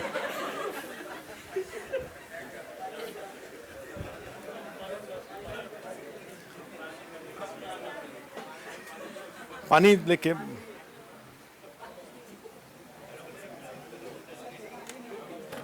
पानी ले लो, बाहर से पानी लेके बैठना चाहिए ना। पानी अब गर्मी के दिन में, गर्मी के दिन में जब घर से निकल रहे हैं तो पानी नहीं लेके रखना चाहिए। एक बोतल हाथ में रखने में क्या जाता है? जब घर से जाते हैं, यहां पे भी पानी है, यहां से भी पानी ले लें, ठंडा पानी ले लें, बहुत ठंडा पानी भी नहीं लेना चाहिए। लू का टाइम है, 44 डिग्री सेल्सियस टेम्परेचर चल रहा है, तो पढ़ाई के साथ साथ शरीर का प्रबंधन भी बहुत जरूरी है। और जिसको कम से कम बीपीएससी का 67th का देना है या सीडीपीओ का एग्जाम देना है, आपके पास तबीयत खराब होने के लिए समय नहीं है। जैसे होता है ना कि कुछ लोगों के पास तबीयत खराब होने के लिए टाइम होता है, ठीक है, कोई बात नहीं, 10-5 दिन चलेगा। लेकिन कुछ ऐसे लोग होते हैं जिनके पास तबीयत खराब होने के लिए समय नहीं होता है। तो समय नहीं हो तो इसके लिए अभी के टाइम पे बताओ, शरीर का इतना लू चल रहा है, बाहर में गर्मी है इतनी ज़्यादा, तो पानी लगातार। सबसे अच्छा है कि जा करके सुराही एक खरीद ले मिट्टी का, कंपल्सरी घर में रखें उसको। जब भी पानी पीना हो तो पानी उसको लेके पी ले। सुराही का पानी हुआ 2-3 गिलास पानी पी ले। बहुत हुआ तो चना का सत्तू कहीं मिलता हो तो, वीआईपी बनने की क्या जरूरत है। खीरा जाकर के, खीरा वगैरह है उसको खरीद ले भाई, सुबह सुबह कम से कम कुछ नहीं होता 1 गिलास सत्तू पी ले और खीरा खा ले। 2-3 1-2 खीरा खा ले भाई, पेट में कुछ रहे और पानी रहे तो कभी लू नहीं लगेगा। बेवजह लू लगेगा शरीर को तो कष्ट होगा 4-5 दिन पढ़ाई भी खराब होंगे। तो अभी के टाइम पे पानी तो पीते रहे ना, ये बात है। शरीर को ठीक से मैनेज करके रखिए। क्लियर है ये चीज। तो इसमें देखो क्या है, क्या बोल रहे थे? अच्छा, पेट्रोल डीजल का फार्मूला समझा रहे थे। पेट्रोल डीजल का फार्मूला समझा रहे थे, ठीक है। तो उसमें क्या होगा आप समझ रहे हो क्या क्या चीज। एक रिस्पॉन्सिबल बात बता रहा हूं, राज्य की यह केंद्र की जिम्मेवारी। वित्त आयोग का जब गठन किया जाता है तो वित्त आयोग का रिकमेंडेशन होता है, it's a responsibility of central government to ensure the healthy financial status of states. उनकी राजकोषीय स्थिति, उनकी स्थिति सही होनी चाहिए। देखो कोरोना में जब जीएसटी में शेयर की बारी आई, जीएसटी में था कि भाई जो losses of GST of indirect taxes by state will be compensated by central government. तो उन्होंने निर्मला सीतारमन ने कह दिया कि भाई ये तो गॉड, एक आया था ना कि गॉड, उसके लिए एक शब्द उन्होंने कि भगवान का ये क्या है, गॉड्स कुछ है उन्होंने कहा था, एक्शन ऑफ गॉड है ये, एक्ट ऑफ गॉड है ये, हाँ एक्ट ऑफ गॉड उन्होंने कहा था। तो सोचो एक्ट ऑफ गॉड के तहत तो हो गया भाई, सेंट्रल गवर्नमेंट पल्ला झाड़ ले, भाई नहीं देंगे पैसा आपको। लेकिन सेंट्रल गवर्नमेंट ने एक एक पैसा उनको कंपेंसेट किया। क्यों कंपेंसेट किया? उसके पीछे सबसे बड़ा रीजन ये है कि राज्यों के पास खर्चे ज्यादा होते हैं। सेंट्रल का जो खर्चा है वो कंपल्सरी, सेंट्रल गवर्नमेंट के पास सिर्फ एक ही कंपल्सरी खर्चा है, वो है डिफेंस। बाकी सेंट्रल गवर्नमेंट के पास सारे, उनके पास उसको कहें तो एक तरह से ऑप्शनल खर्चे हैं। मन करे तो करिए, नहीं मन करे तो मत करिए। राज्यों के पास कंपल्सरी खर्चे। हमने क्या बताया कि राज्य के पास पैसा अगर नहीं रहेगा तो राज्य पुलिस को सैलरी नहीं दे पाएंगे, पुलिस की गाड़ियां नहीं चल पाएंगी, लॉ एंड ऑर्डर की समस्या उत्पन्न हो जाएंगी, जो कोर्ट वगैरह हैं, कोर्ट के प्रोसीजर सब रुक जाएंगे। टीचर का स्कूल मान लो बंद हो गया, चलो कोई बात नहीं, स्कूल बंद हो गया, हॉस्पिटल बंद हो जाएगा, सचिवालय सेक्रेटेरिएट जहां से सब पैसे आ रहे हैं जा रहे हैं वो सब रुक जाएगा और स्टेट कोलैप्स कर जाएगा। और ऐसी स्थिति में एक राज्य में पता चला कि लॉ एंड पुलिस डंप हो चुकी है और पता चला कि लॉ एंड ऑर्डर स्थिति खराब हो जाएगा, पूरे देश पर उसका इंपैक्ट पड़ जाएगा। तो ऐसी स्थिति में सेंट्रल गवर्नमेंट की जिम्मेवारी है। अब पिछले दिनों में जरूर हुआ है कि कुछ दिनों में आप जैसे पंजाब की बात करते हैं, चाहे कई जगह एक मुद्दा ये चल रहा है कि फ्रीबीज बांटने के कारण राज्यों की स्थिति खराब होने जा रही है और राज्यों की स्थिति खराब होंगी। और अभी आया भी कई सेक्रेटरीज का जो एक कमेटी था, उसने कहा कि अगर कई ऐसे राज्य हैं जो कि अगर मान लीजिए भारत एक देश का राज्य नहीं होते तो इनकी श्रीलंका से बुरा स्थिति हो चुका होता। अब पंजाब में ही मान लीजिए 3 लाख करोड़ का कर्जा है, तो पंजाब में 3 लाख करोड़ का कर्जा होता, अगर ये देश होता तो उसको कौन पैसा देता? और वो 3 लाख करोड़ का खर्चा और ज्यादा बढ़ जाता ना, जब उसको सेना रखनी पड़ती, आपको पता चला कि मिसाइल टेस्ट करने पड़ते हैं, आपको बाकी करने, तो उस तरह से जाएंगे। तो पेट्रोल डीजल का ये स्टोरी चलता है। अब एक तरीका ये हुआ कि सेंट्रल गवर्नमेंट, और दूसरा निर्मला सीतारमन जी का कई बार ये एक बार स्टेटमेंट एक आया था कि मान लीजिए हमारा ये 20% है, हम इसमें से 5% कम कर देते हैं, कर दिया कम। तो कई ऐसे दुष्ट राज्य हैं जो क्या करेंगे कि जो what ever space will be created by central government that will be covered by state government, वो क्या करेंगे, अपना 80 है तो इसको वो 85 कर देंगे, ये 80 को वो 85 कर देंगे। जो गैप क्रिएट किया गया उसको वो जनता के ऊपर नहीं जाने देंगे। और कांग्रेस पार्टी का तो चूंकि भाई पॉलिटिक्स अपना होता है, पॉलिटिक्स का तो अपना है ही। अब कांग्रेस पार्टी राजस्थान में सबने, कई यूपी ने, कई राज्यों ने जो बीजेपी रूल थे, सबने स्टेट लेवल पे पेट्रोल डीजल का प्राइस को कम कर दिया। राजस्थान में पता चला कि उन्होंने 1 रुपया कम नहीं किया। क्यों कम नहीं किया? भाई पेट्रोल का दाम बढ़ेगा तो कौन उसके लिए रिस्पॉन्सिबल होंगे? Central government. हम काहे कम करें और 5 रुपए बढ़ा देंगे, ठीक है। तो ये होता है। तो अभी आप जाएंगे यहीं पे दिल्ली, हरियाणा और राजस्थान बॉर्डर एरिया में सबसे ज्यादा पेट्रोल का प्राइस राजस्थान में है। कई सारे राज्यों का जो कंपैरिजन देखेंगे तो ये होता है। तो एक तो पॉलिटिक्स वाली बात है, और दूसरी बात ये भी है कि कई बड़े बड़े राज्य हैं। राजस्थान के साथ सबसे बड़ी गड़बड़ी ये है कि राजस्थान ने परमानेंट टीचर बड़े भर्ती कर रखा है। बिहार के साथ सबसे अच्छी बात है कि बिहार ने कैजुअल टीचर माने कॉन्ट्रेक्चुअल टीचर रखा हुआ है। बिहार सरकार का रेवेन्यू एक्सपेंडिचर मिनिमम है। बिहार रेवेन्यू सरप्लस स्टेट है। राजस्व जो एक्सपेंडिचर होता है, राजस्व आय होता है, रेवेन्यू इनकम और रेवेन्यू एक्सपेंडिचर, बिहार सरप्लस है। राजस्थान डेफिसिट वाला स्टेट है, क्योंकि उन्होंने फुल सैलरी वाला first grade, second grade, third grade, अटवारी पटवारी सब फुल रेट पे रखा हुआ है। और माननीय मुख्यमंत्री जी बिहार सरकार हैं, वो सब क्या रखे हुए हैं? एक तो अटवारी पटवारी रखे ही नहीं है। ये जो अमीन होते हैं और कई सारे सब कॉन्ट्रेक्चुअल हैं। टीचर भी कॉन्ट्रेक्चुअल है, बस पुलिस वाले केवल कॉन्ट्रेक्चुअल नहीं है। ठीक है, तो ये चीज होता है बिहार में। क्या लिखा? सेकंड लिख दो। तो उसमें बोला, एक उसमें कहा जाता है, उसके लिए एक टर्म यूज होता था सीवीडी, और एक टर्म होता था एसएडी। माने जो डंपिंग को काउंटर करने के लिए जो दो टैक्स लगते थे, उसको एक को बोलते थे सीवीडी और दूसरे को बोलते थे एसएडी। माने ये 100 रुपए के ऊपर जो सेंट्रल गवर्नमेंट का टैक्स लगेगा उसको बोलेंगे सीवीडी, और जो स्टेट का टैक्स लगेगा उसको बोलेंगे एसएडी। ठीक है, तो ये होता था। तो उसमें एक लाइन लिख दो, सीवीडी एवं एसएडी, सीवीडी एंड एसएडी। हाँ ना, क्वांटिटेटिव तो खत्म हो गया। सेकंड वाला, सेकंड वाला लिख लो, काउंटर वेलिंग ड्यूटीज। काउंटर वेलिंग, काउंटर सीवीडी में लिख दीजिए काउंटर वेलिंग ड्यूटीज। हाँ,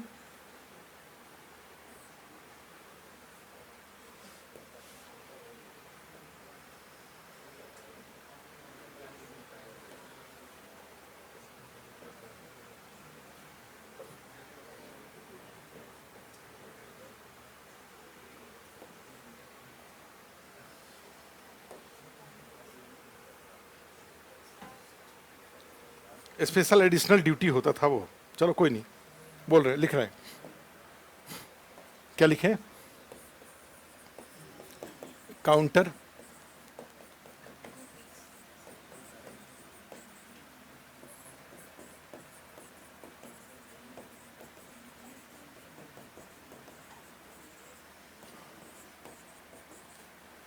इंग्लिश में, हिंदी में भी लिख दीजिए यही, सीवीडी एवं एसएडी। उसमें लिख लो, अब दोनों का जीएसटी में विलय कर दिया गया है। Now both merged with GST.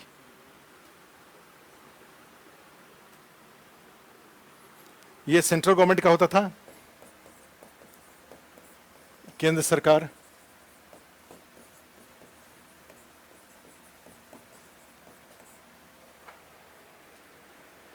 ये राज्य सरकार।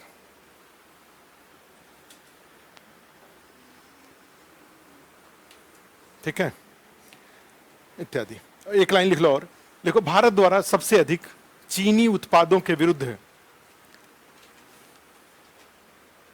एंटी डंपिंग कार्रवाई की गई है। India taken maximum anti dumping measure against Chinese goods. भारत द्वारा सबसे अधिक चीन के उत्पादों के विरुद्ध एंटी डंपिंग कार्रवाई की गई है।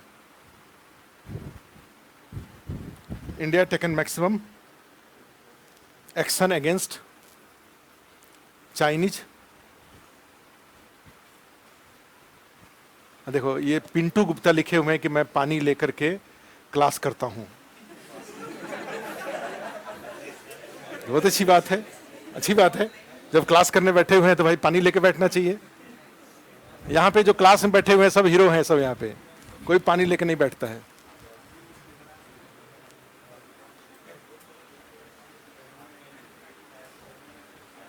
अच्छा ठीक है, बस तो ये था आपका WTO। ओवरऑल जो WTO था, इतनी बेसिक बातें थी जो आपको जानने चाहिए। कुछ बातें करंट अफेयर्स में आते रहे तो आप उसको देखते रहिए। अब नया एक हेडिंग डाल दीजिए, वर्ल्ड बैंक, विश्व बैंक एवं IMF। विश्व बैंक, बैंक, वर्ल्ड बैंक,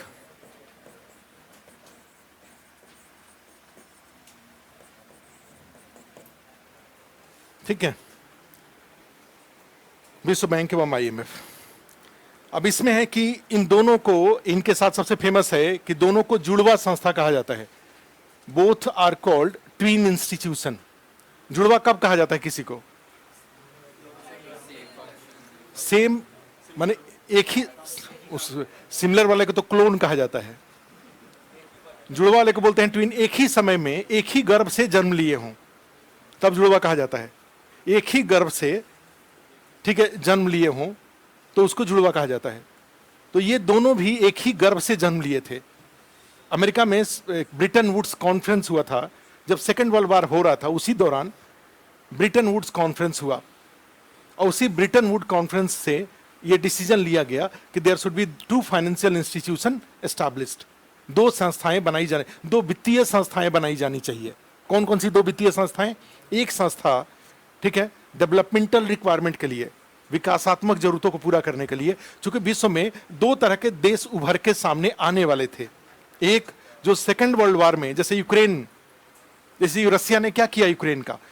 अब सोचो, इतने दिनों से रसिया, यूक्रेन ने अपने आप को डेवलप कर रखा था और रसिया ने सब तहस नहस कर दिया। सीरिया का क्या हुआ था?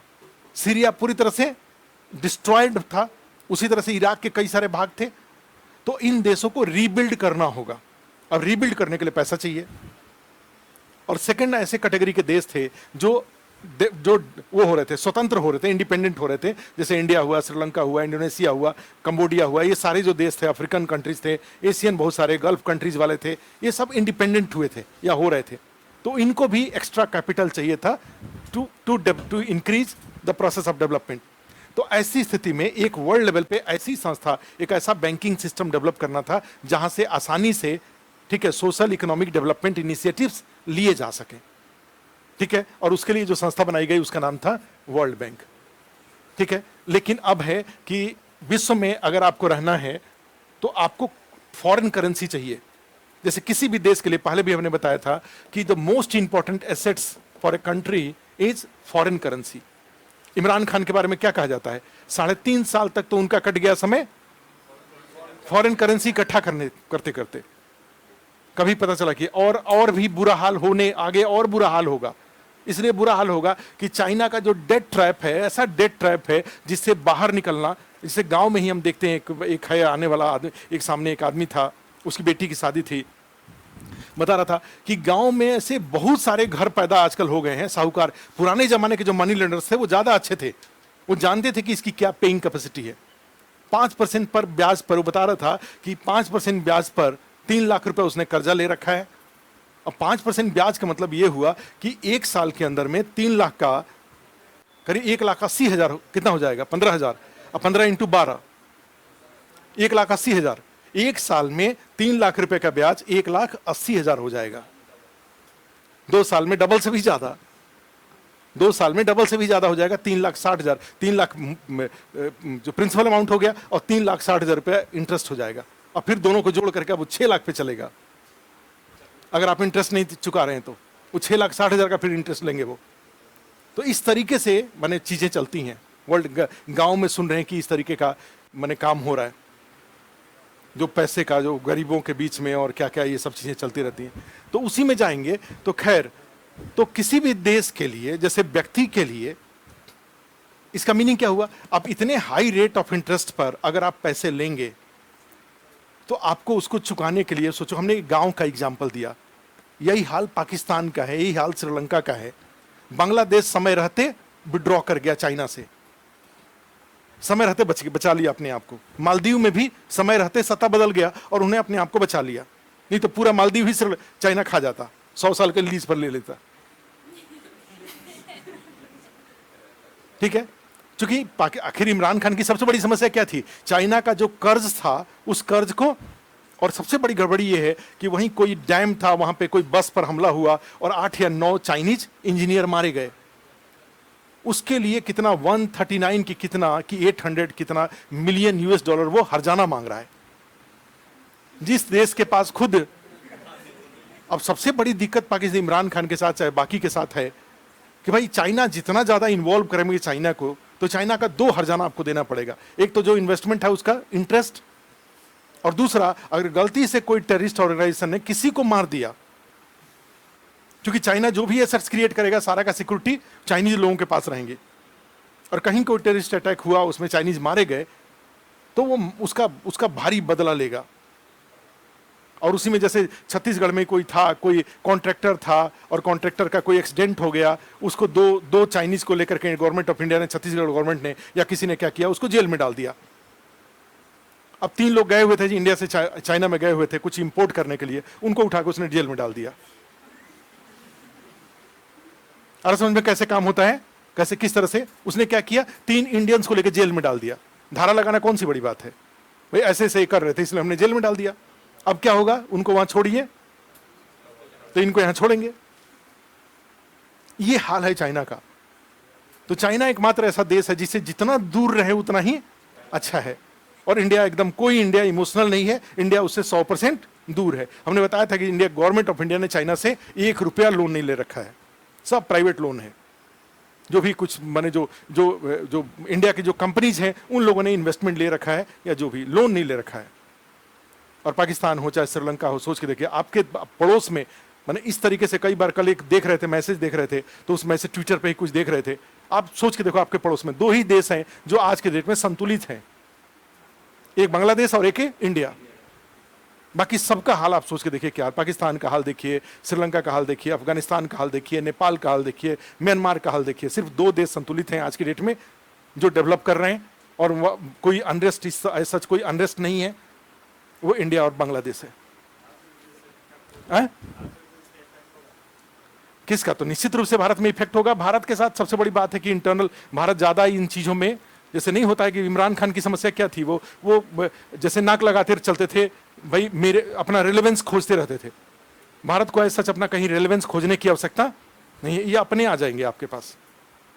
नेपाल है तो अपने आप ही आपके पास आ गया, श्रीलंका अपने आप ही बड़ा भाई मानने लगा। पहले बड़ा भाई मनवाना बोलते थे कि हम तुम्हारे बड़े भाई हैं, तो मानता नहीं था। पाकिस्तान तो खुद ही बड़ा भाई बनता है, ठीक है। तो देखो, किसी भी देश के लिए जो मोस्ट इंपॉर्टेंट एसेट्स है वो क्या है, फॉरेन करेंसी रिजर्व है। और फॉरेन करेंसी रिजर्व है तो उसमें क्या होता है भाई ये, और कई बार ऐसा होगा कि आपके पास ये नहीं रहेगा, तो नहीं रहेगा तो कहां से ले आएंगे भाई। एक तरीका हुआ इन्वेस्टमेंट से आएगा, एक तरीका हुआ एक्सपोर्ट से आएगा, एक तरीका हुआ मनी ऑर्डर से आएगा, दूसरा तरीका हुआ कर्ज से आएगा। यही सब होगा ना। इन्वेस्टमेंट मान लीजिए आ नहीं रहा है, टूरिस्ट आ नहीं रहे हैं, एक्सपोर्ट के बदले इंपोर्ट ज्यादा हो रहा है, तो ऐसी स्थिति में एक ही स्थिति बन गई, कौन सा, कर्ज। तो कर्ज के 2 रास्ते हैं। एक रास्ता है कि भाई आप अपने मित्रों से मांगिए, जैसे इमरान खान जाते हैं तो सऊदी अरब, यूएई कुछ दिनों के लिए दे देते हैं, वो अमेरिका देता नहीं है, वो आईएमएफ से भी नहीं मिलता है। इसलिए नहीं मिलता है क्योंकि वो मांगते ही हैं भाई आप मुझे पैसा दीजिए, मुझे चाइना को चुकाना है। तो कहता है कि फिर किस बात के लिए चाइना को चुकाना है, तो चाइना को चुकाने के लिए देते नहीं है। तो अब इसमें दिक्कत, इसमें इनके पास क्या आ जाती है कि अब ये कर्ज लेना, तो कर्ज लेना, इंडिया या बहुत सारे ऐसे न्यूट्रल देश हैं जिनको जितना कर्ज चाहिए उतना कर्ज मिल जाएगा, लेकिन जो भी देश चाइना के साथ जुड़ा हुआ है उसको, और अमेरिकी डोमिनेंस, यूरोपीय डोमिनेंस वाले सारे ये संस्थाएं हैं, वर्ल्ड बैंक, आईएमएफ, वहां से लोन उनको नहीं मिलेगा। तो इसमें आता है पाकिस्तान का एक ही उपाय है, आज नहीं तो कल एक ही उपाय उनके पास है। कौन सा उपाय है? इंडिया के साथ संबंध को सुधारना।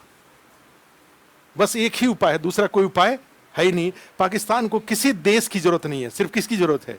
सिर्फ इंडिया की जरूरत है। सारे जितने कलाकार हैं सबको बॉलीवुड में नौकरी मिल जाएगा, नहीं एडजस्ट हो जाएंगे। जो आपके देश की जो जरूरतें हैं, सीमा पार से इस पार उस पार जाना कोई मुश्किल चीज नहीं है, कॉस्ट एकदम से कम हो जाएगा। भाई जितनी लागत है, टमाटर का लागत है, चाहे चीनी का, चाहे आटे का, कुछ भी है, आप सऊदी अरेबिया के माध्यम से लेते हैं, आप सीधे बॉर्डर से इस पार से उस पार ले लीजिए, तो संबंध सुधर जाएगा। टूरिज्म एक तो सबसे बड़ी बात है, कल्पना करके देखो, अगर दोनों देशों के बीच में संबंध सुधर जाए तो इंडिया से इतने टूरिस्ट यहां चले जाएंगे, पर्यटक चले जाएंगे लाहौर बटर चिकन खाने और कौन कौन सा खाने के लिए, ठीक है, सब सुधर जाएगा। लेकिन अब समस्या है, कश्मीर का राग अलापते लापते पता चला कि अपने आप को बर्बाद कर लिए। चलो खैर, तो इसी में क्या होता है, यहीं पे क्या हुआ कि ये जो लोन की जरूरत है, इस लोन की जरूरत को पूरा करने के लिए एक संस्था बनाई गई, जिस संस्था का नाम है IMF, इंटरनेशनल मॉनेटरी फंड। ठीक है, तो दोनों का नेचर अलग अलग है, वर्ल्ड बैंक का नेचर अलग है, IMF का नेचर अलग है। एक के द्वारा जो कर्ज दिया जाता है वो देश के अंदर यूज होता है, दूसरे के द्वारा जो कर्ज दिया जाता है वो देश के बाहर यूज होता है। विश्व बैंक का कर्ज देश के अंदर यूज होता है और IMF का कर्ज देश के बाहर यूज होता है। IMF के द्वारा दिया गया कर्ज कभी भी देश के अंदर यूज नहीं होगा। भाई आपने पेट्रोल डीजल खरीदा है किसी देश से, IMF से मिले हुए कर्ज को यूज करिए। आपने चाइना से लोन ले रखा है, IMF से मिले हुए कर्ज को उसको चुकाने के लिए यूज करिए।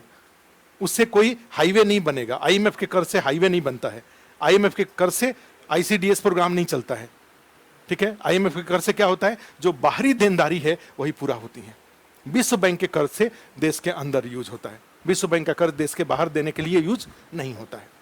क्लियर है, ये चीज ध्यान रखिए। एक लाइन लिखिए, देखो दोनों जुड़वा संस्थाएं हैं, बोथ आर ट्विन इंस्टीट्यूशन।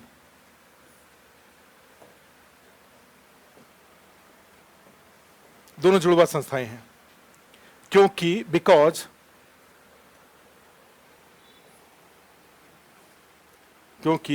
दोनों की उत्पत्ति both emerged,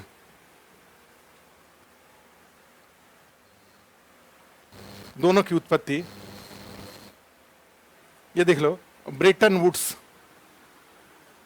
both emerged according to decision of Bretton Woods Conference। दोनों की उत्पत्ति ब्रिटन वुड्स सम्मेलन के निर्णय के आधार पर हुआ।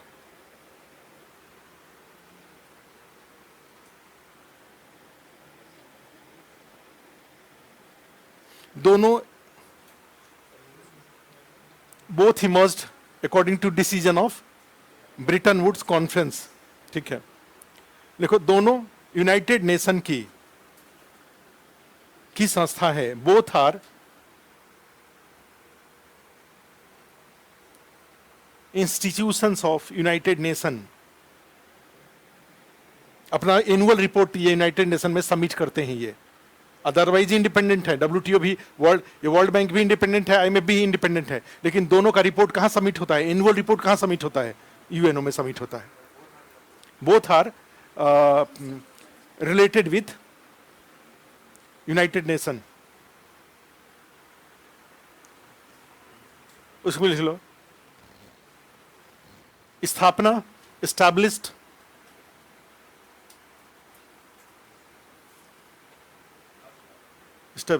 स्थापना 1946, 1946।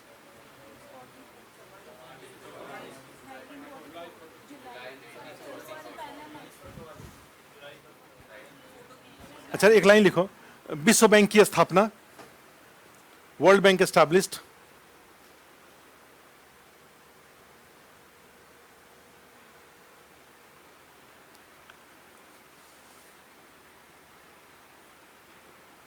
विश्व बैंक की स्थापना 1946, 1946।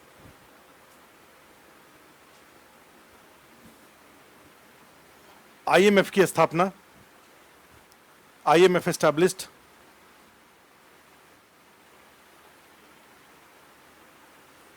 IMF का भी लिख दीजिए 1946। कोई बात नहीं, छोड़ दो। ब्रिटन वुड्स कॉन्फ्रेंस है 1944 का, मैंने एस्टैब्लिश्ड, उसमें ब्रिटन वुड्स कॉन्फ्रेंस हुआ था 1944 में, और उसमें निर्णय लिया गया कि 2 इंस्टीट्यूशन विल बी एस्टैब्लिश्ड। ठीक है, ये डिसीजन था, but it was established in 1946।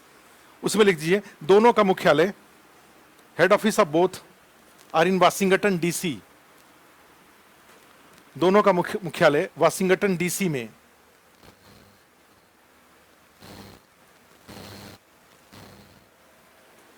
Washington DC, DC में तो होता है डिस्ट्रिक्ट ऑफ कोलंबिया।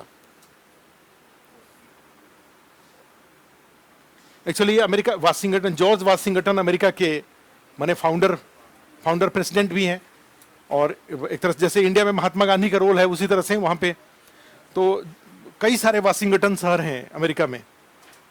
तो इसमें WTO का चाहे उसकी जो प्रेसिडेंट जहाँ पे हैं, प्रेसिडेंट का जो माने capital of USA is Washington DC, district of Columbia. इन दोनों का भी head office district of Columbia Washington DC में है। अच्छा, आगे लिखिए कुल सदस्य संख्या, टोटल नंबर ऑफ मेंबर्स,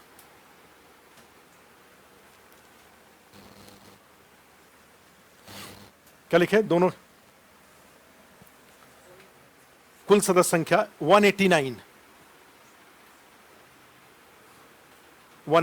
दोनों में 189 इन बोथ इन ईच, माने जो वर्ल्ड बैंक का मेंबर होगा उसका IMF का मेंबर होना जरूरी है। ठीक है, इसमें आप वो नहीं कर सकते कि वर्ल्ड बैंक का मेंबर होंगे IMF का नहीं होंगे, ऐसा नहीं होता है। एक की सदस्यता दूसरे के लिए जरूरी है। ठीक है, तो टोटल मेंबरशिप इन बोथ क्या लिख सकते हैं, ईच 189। अच्छा, लिख दीजिए विश्व बैंक का के अध्यक्ष, president of world bank, president of world bank David Malpass, David Malpass.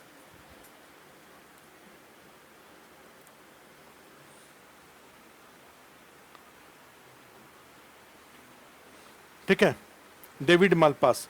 ये लिख दीजिए Anshula Kant is MD, managing director. Anshula Kant is managing director, प्रबंध निदेशक।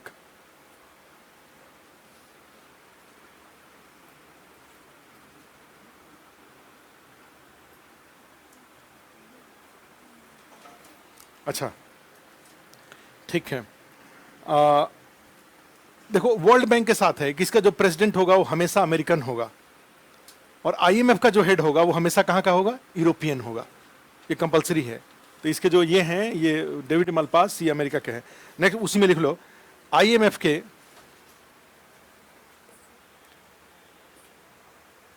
महानिदेशक, director general of IMF,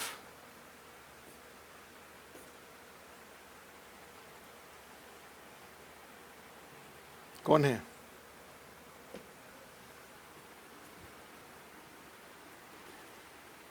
Christina लेगाडे हट गई, क्रिस्टीना जॉर्जीवा लिख दीजिए, मैनेजिंग डायरेक्टर महानिदेशक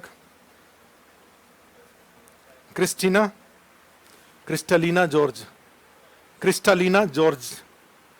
जॉर्जीवा, ये यहां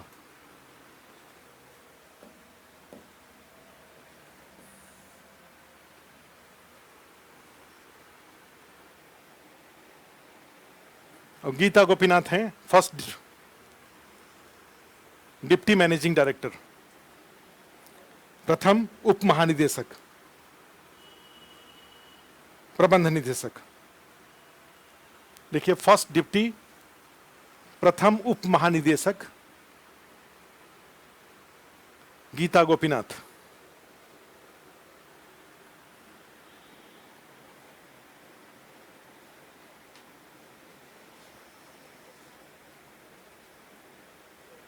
ठीक है। अच्छा, तो क्या क्या फैक्ट मिल गया। अगर मान लीजिए अगर आपको कहा जाए कि आप इसको याद करने जा रहे हैं, तो आप क्या करेंगे, जैसे मान लो विश्व बैंक ही यहां पे टाइप कर दिया, लिख दिया। विश्व बैंक में स्थापना 1946, मुख्यालय हेड ऑफिस वाशिंगटन DC, सदस्य प्रेसिडेंट, ठीक है, मैनेजिंग डायरेक्टर दूसरे अंशुला कांत, सहायक संस्थाएं, एक लाइन लिखिए नीचे, लिखो विश्व बैंक की सहायक संस्थाएं, associated institutions of world bank, विश्व बैंक की सहायक संस्थाएं।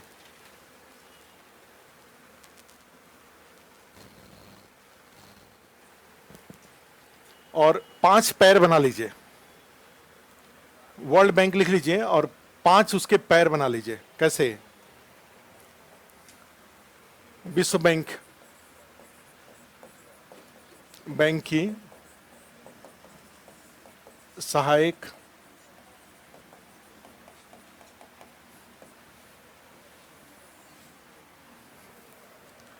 पांच पैर बना लीजिए। पहले पैर के नीचे लिख दीजिए IBRD, उसके नीचे उसके बाद लिख दीजिए IFC, उसके बाद लिख दीजिए IDA, ICSID, उसके बाद हो गया 4-5 मीगा।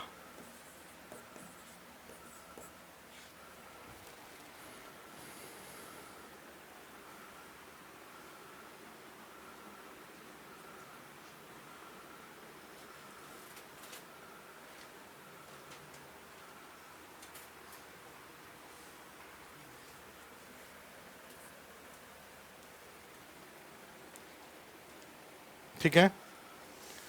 अब ओहो IBRD डी है, ये डी है, international bank for reconstruction and development बोलते हैं इसको। फुल फॉर्म क्या होगा? इंटरनेशनल, यहां से देखो,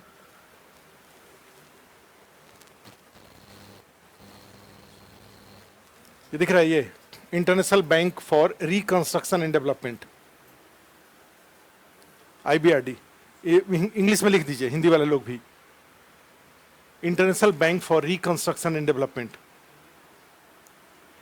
पुनर्निर्माण एवं विकास से संबंधित अंतर्राष्ट्रीय बैंक। IBRD ही फेमस होता है वैसे, उसी को एक्चुअल वर्ल्ड बैंक कहा भी जाता है। लिख लिए। उसके बाद IBRD के बाद कौन सा है? IFC, international finance corporation. कहाँ है IBRD के बाद? IDA,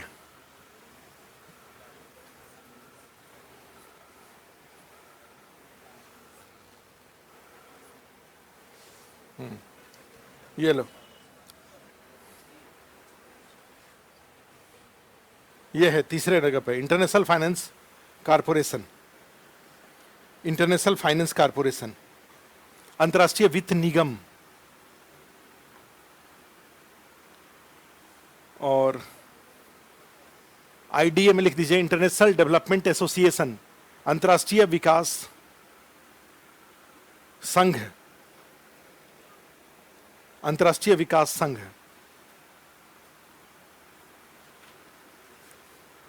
और मीगा का लिख दीजिए, चाहे ICSID का लिख दीजिए, international centre for settlement of investment dispute.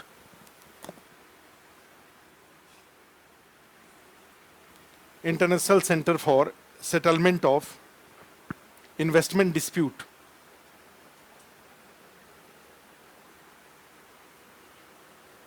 उसमें लिख दो निवेश विवाद समाधान, निवेश विवाद समाधान से संबंधित अंतर्राष्ट्रीय केंद्र। ICSID में निवेश विवाद समाधान से संबंधित अंतर्राष्ट्रीय केंद्र।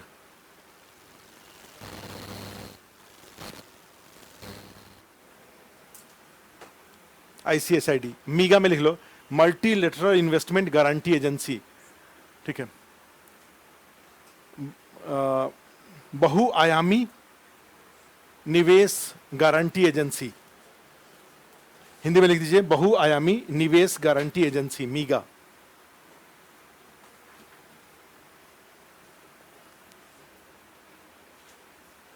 लिख लिए। IBRD में लिख दीजिए स्थापना,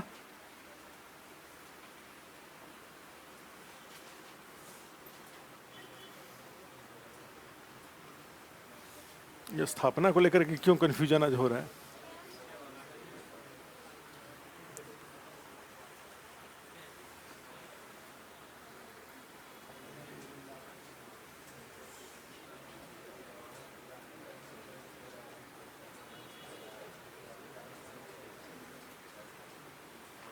आईबीआरडी की 1946 लिखिए, 1946 1946 लिखिए आईबीआरडी के नीचे, आईबीआरडी के नीचे लिख लो 1946 1946। आईएफसी के नीचे 1956 1956। इसमें लिखिए 1960, आईडीए में 1960, और आईसीएसआईडी में 1965 की 66, 1966। अच्छा, और इसमें 1988 की 87, 1988। काम लिख दीजिए एक एक। आईबीआरडी के नीचे लिख दीजिए विकास कर्ज, डेवलपमेंटल लोन, इसलिए 5 पैर बनवाया था। डेवलपमेंटल लोन, विकास कर्ज। आईएफसी के नीचे लिख दीजिए निवेश से संबंधित, रिलेटेड विथ इन्वेस्टमेंट।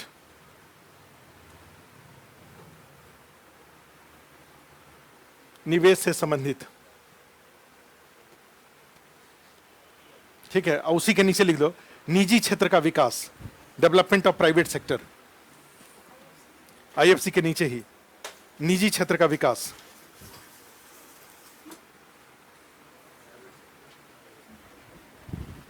आईडीए में लिख लो विकास कर्ज, आईडीए में डेवलपमेंटल लोन, विकास कर्ज। और उसी के नीचे लिख दीजिए it is also known window of concessional loan. IDA के नीचे it is also known as window of concessional loan, रियायती ऋण की खिड़की के नाम से भी जाना जाता है।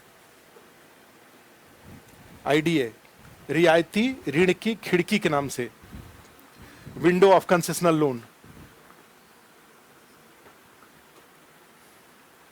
और उसमें लिख लो भारत द्वारा सबसे अधिक कर्ज लिया गया है आईडीए से। India's borrowing are mainly related with IDA.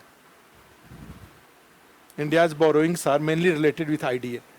भारत द्वारा सबसे अधिक, भारत होशियार है। आईबीआरडी से जो कर्ज मिलता है वो महंगा मिलता है, आईडीए से जो कर्ज मिलता है कई बार 0% पे मिलता है। और इंडिया जो मैक्सिमम लोन ले रखा है वो कहां से ले रखा है? आईडीए से ले रखा है।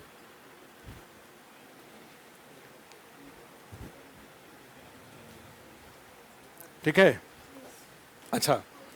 और आईसीएसआईडी में लिख लो निवेश विवाद समाधान, इन्वेस्टमेंट डिस्प्यूट सेटलमेंट।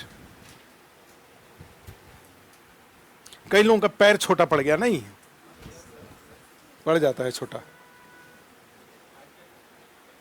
आईसीएसआईडी में लिखो निवेश विवाद समाधान।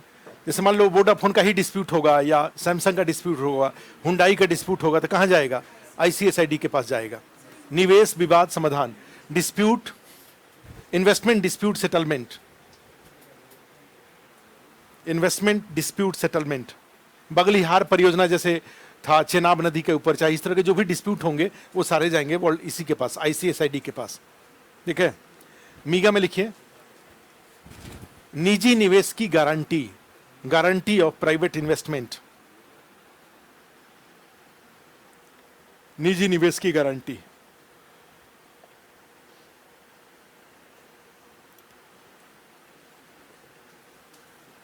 ठीक है, अच्छा। उसमें लिख लो, लिखो विश्व बैंक की इन संस्थाओं द्वारा, दीज ऑर्गेनाइजेशंस ऑफ, आगे एक सेंटेंस लिखिए सब मिला के, विश्व बैंक की इन संस्थाओं द्वारा, these organisations of world bank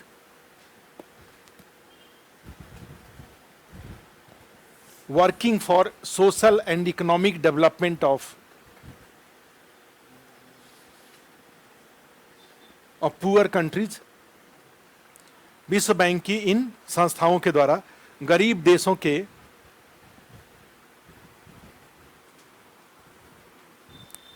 सामाजिक एवं आर्थिक विकास के लिए कार्य किए जा रहे हैं।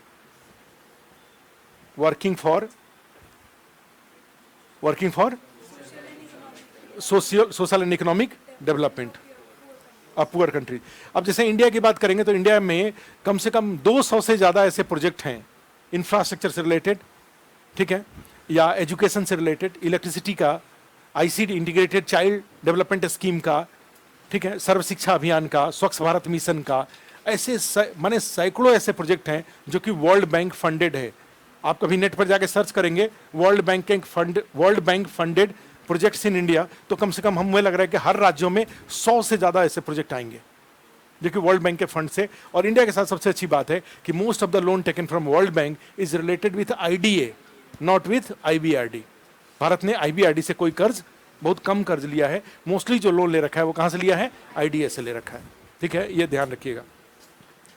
आगे लिखिए, लिखो आईएमएफ के से लिया गया कर्ज, the loan taken from IMF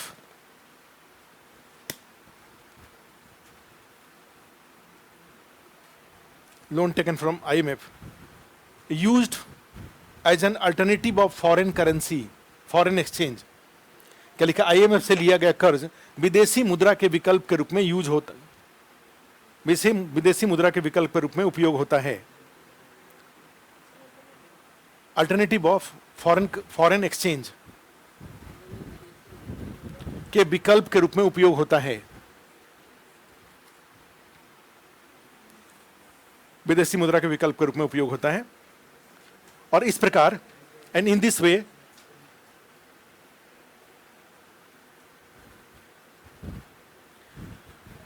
loan from world bank used for inside country, whereas loan from IMF used for outside country. और इस प्रकार विश्व बैंक से लिया गया कर्ज, इस प्रकार विश्व बैंक से लिया गया कर्ज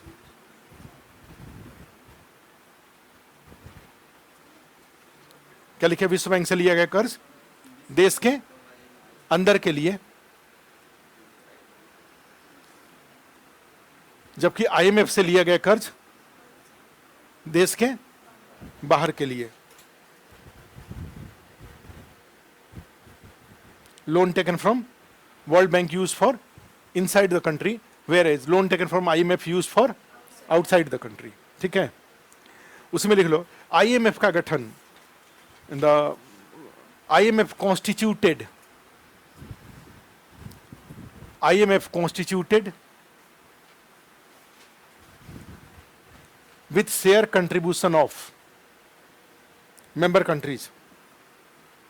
IMF का गठन क्या? सदस्य देशों की भागीदारी से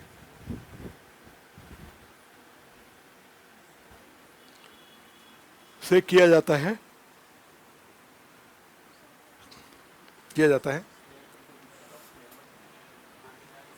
IMF का गठन सदस्य देशों की भागीदारी से किया जाता है, ठीक है। उसमें लिख लो IMF द्वारा कर्ज देने के लिए, to provide credit by IMF,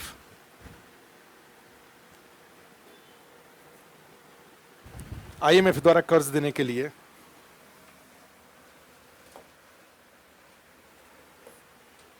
देखो SDR का उपयोग किया जाता है, टू प्रोवाइड क्रेडिट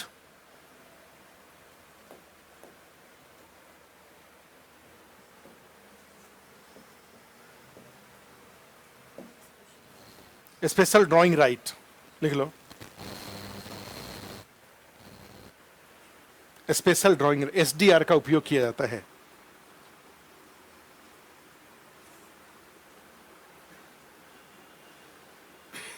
अंडरलाइन कर लीजिए SDR को, ठीक है।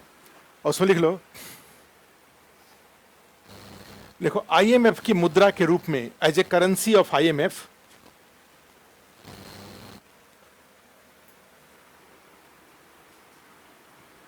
IMF की मुद्रा के रूप में SDR की शुरुआत 1969 में हुई, as a currency of IMF। SDR was started in 1969.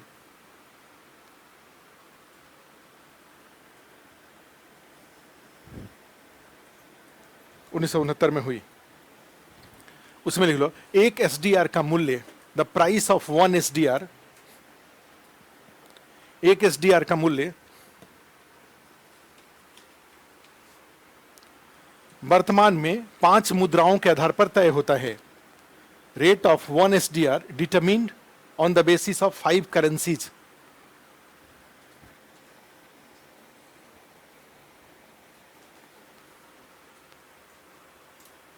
On the basis of 5 currencies.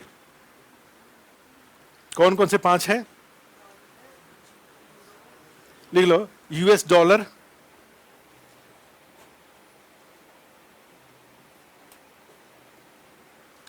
येन, जापानी येन,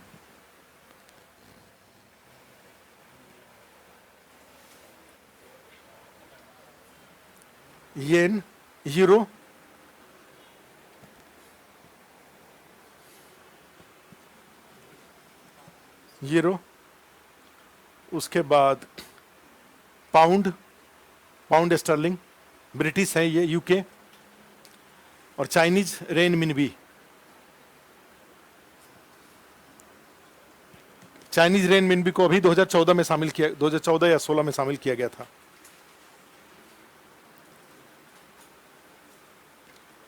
ठीक है, एक सेंटेंस और लिख दीजिए।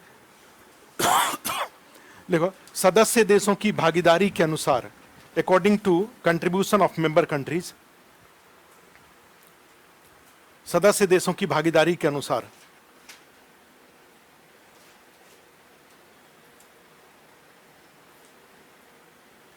According to contribution of member countries, voting right and SDR right determined, भागीदारी के अनुसार मतदान अधिकार तथा SDR अधिकार प्राप्त होता है।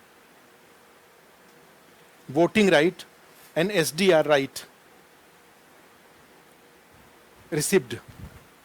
ठीक है, माने जो शेयर देंगे, जितना परसेंटेज शेयर होगा, उसके अकॉर्डिंग आपको वोटिंग का राइट मिलेगा।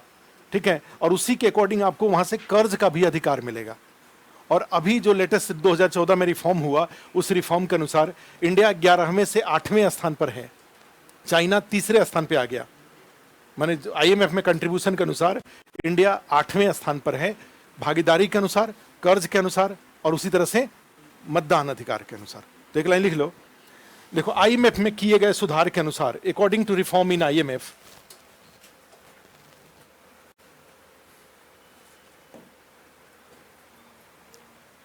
भारत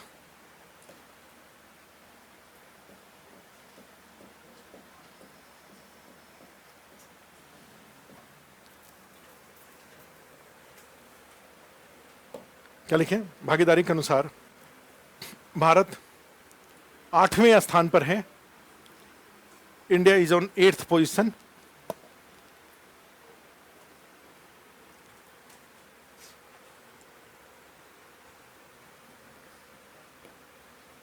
जबकि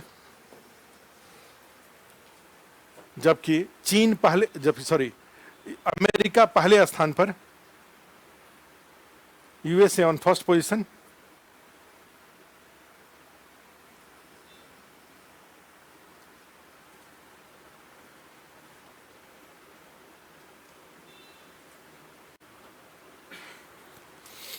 ये किसका है?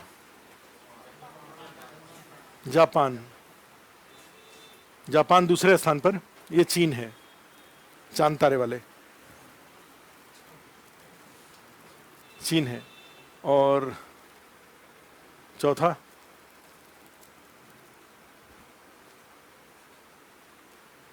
इंडिया, ये है।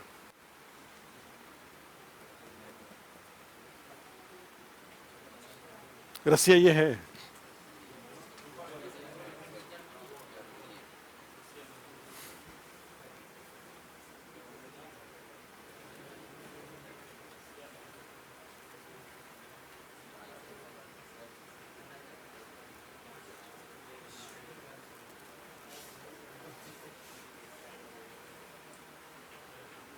चलो कोई बात नहीं, यही 2-3 नाम याद रखना चाहिए। एक टॉप का, इंडिया 8वें स्थान पर है, चाइना तीसरे स्थान पर है, चीन तीसरे स्थान पर है, इत्यादि। उसी में एक सेंटेंस दीजिए, भारत के द्वारा सन 2000 से कोई कर्ज नहीं लिया गया है। India has not taken any loan from IMF since year 2000।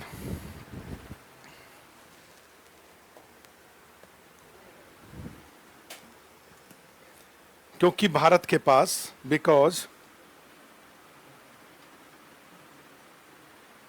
क्योंकि भारत के पास पर्याप्त विदेशी मुद्रा भंडार है, because India has sufficient foreign currency reserve.